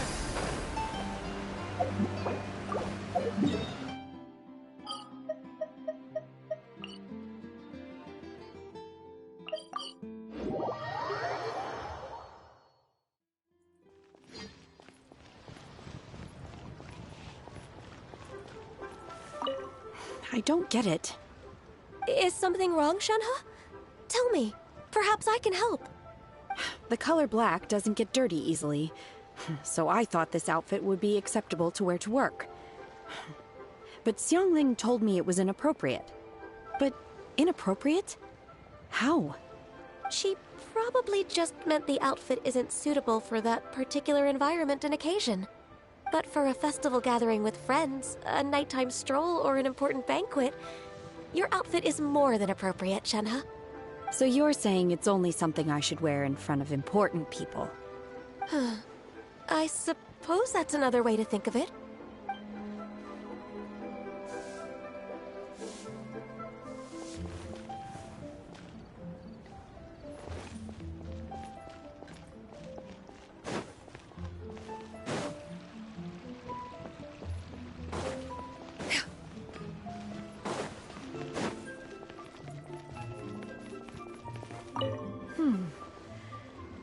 One may have won the kite-flying competition, Yuheng, but this prize should truly be reserved for another. You need not be so humble, Honored Adeptus. Among all the kites, yours was quite literally a cut above the rest. Please accept this prize. You deserve it. Besides, I'm quite certain we owe a fair share of the success of this year's Lantern Rite to you. If you insist, then one can hardly continue to refuse. However, there is another matter with which one would ask your assistance. Of course. One would be much obliged if you could distribute this case of Sunglow tea among the Millilith on duty. The security of the festivities rests entirely on their shoulders, after all. One presumes they could always benefit from something to invigorate their spirits. Cloud Retainer is so thoughtful and attentive to others' needs. I would expect nothing less of an esteemed Adeptus such as herself. Understood. I'll get on that right away. A fortuitous result indeed. One's tea surplus has hitherto resolved itself.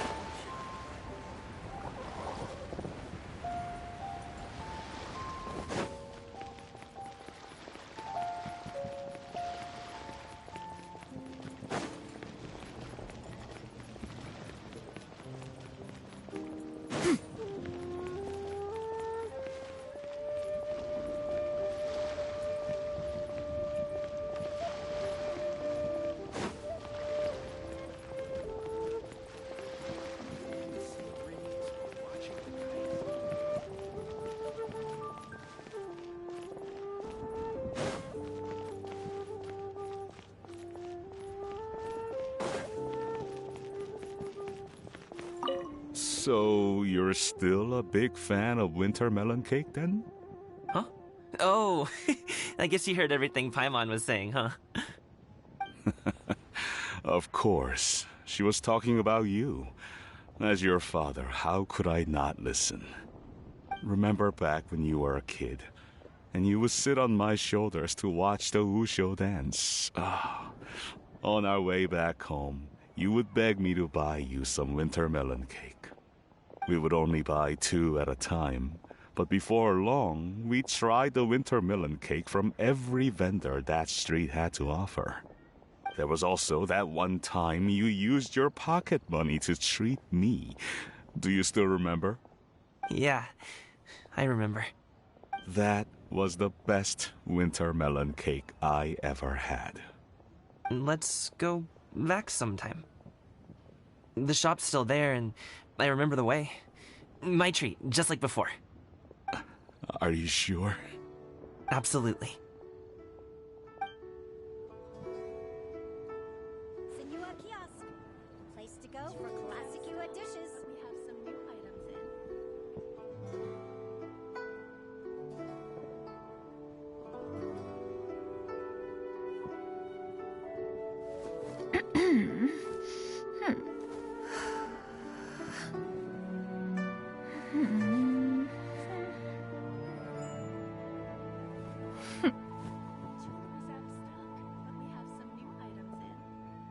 Senua Kiosk, place to go for classic Yua dishes.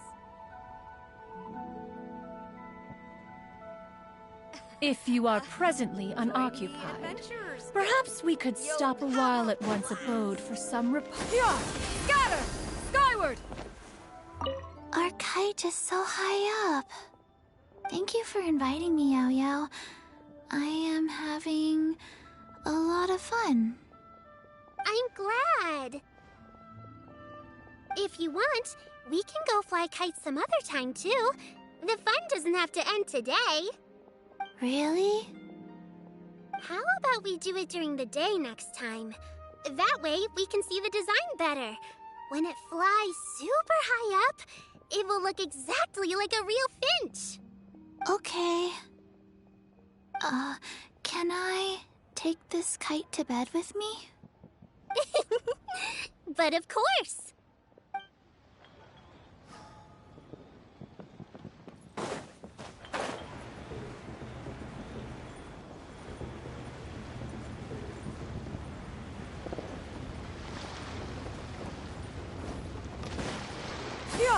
Skyward!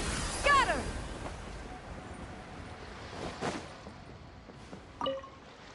Given your present countenance, one presumes you are missing some old friends again. One cannot help but be reminded of them. Pray speak. Unburden yourself of these sentiments. One simply wishes Menogius were alive to witness such peace alongside us. He was so skilled in matters of craftsmanship. Kite-making would scarcely prove to be a test of his capabilities. Were he yet amongst the living, he could have opened a kite stall. One is certain it would have been an establishment rich not only in profit, but also esteem. And if, as in the past, he were unable to involve himself in matters of the mortal realm, we could sell the kites in his stead. When we finished, we could bring him back wine and partake in drink and good company. Mooncarver, those are now but fond moments in our memories. Indeed.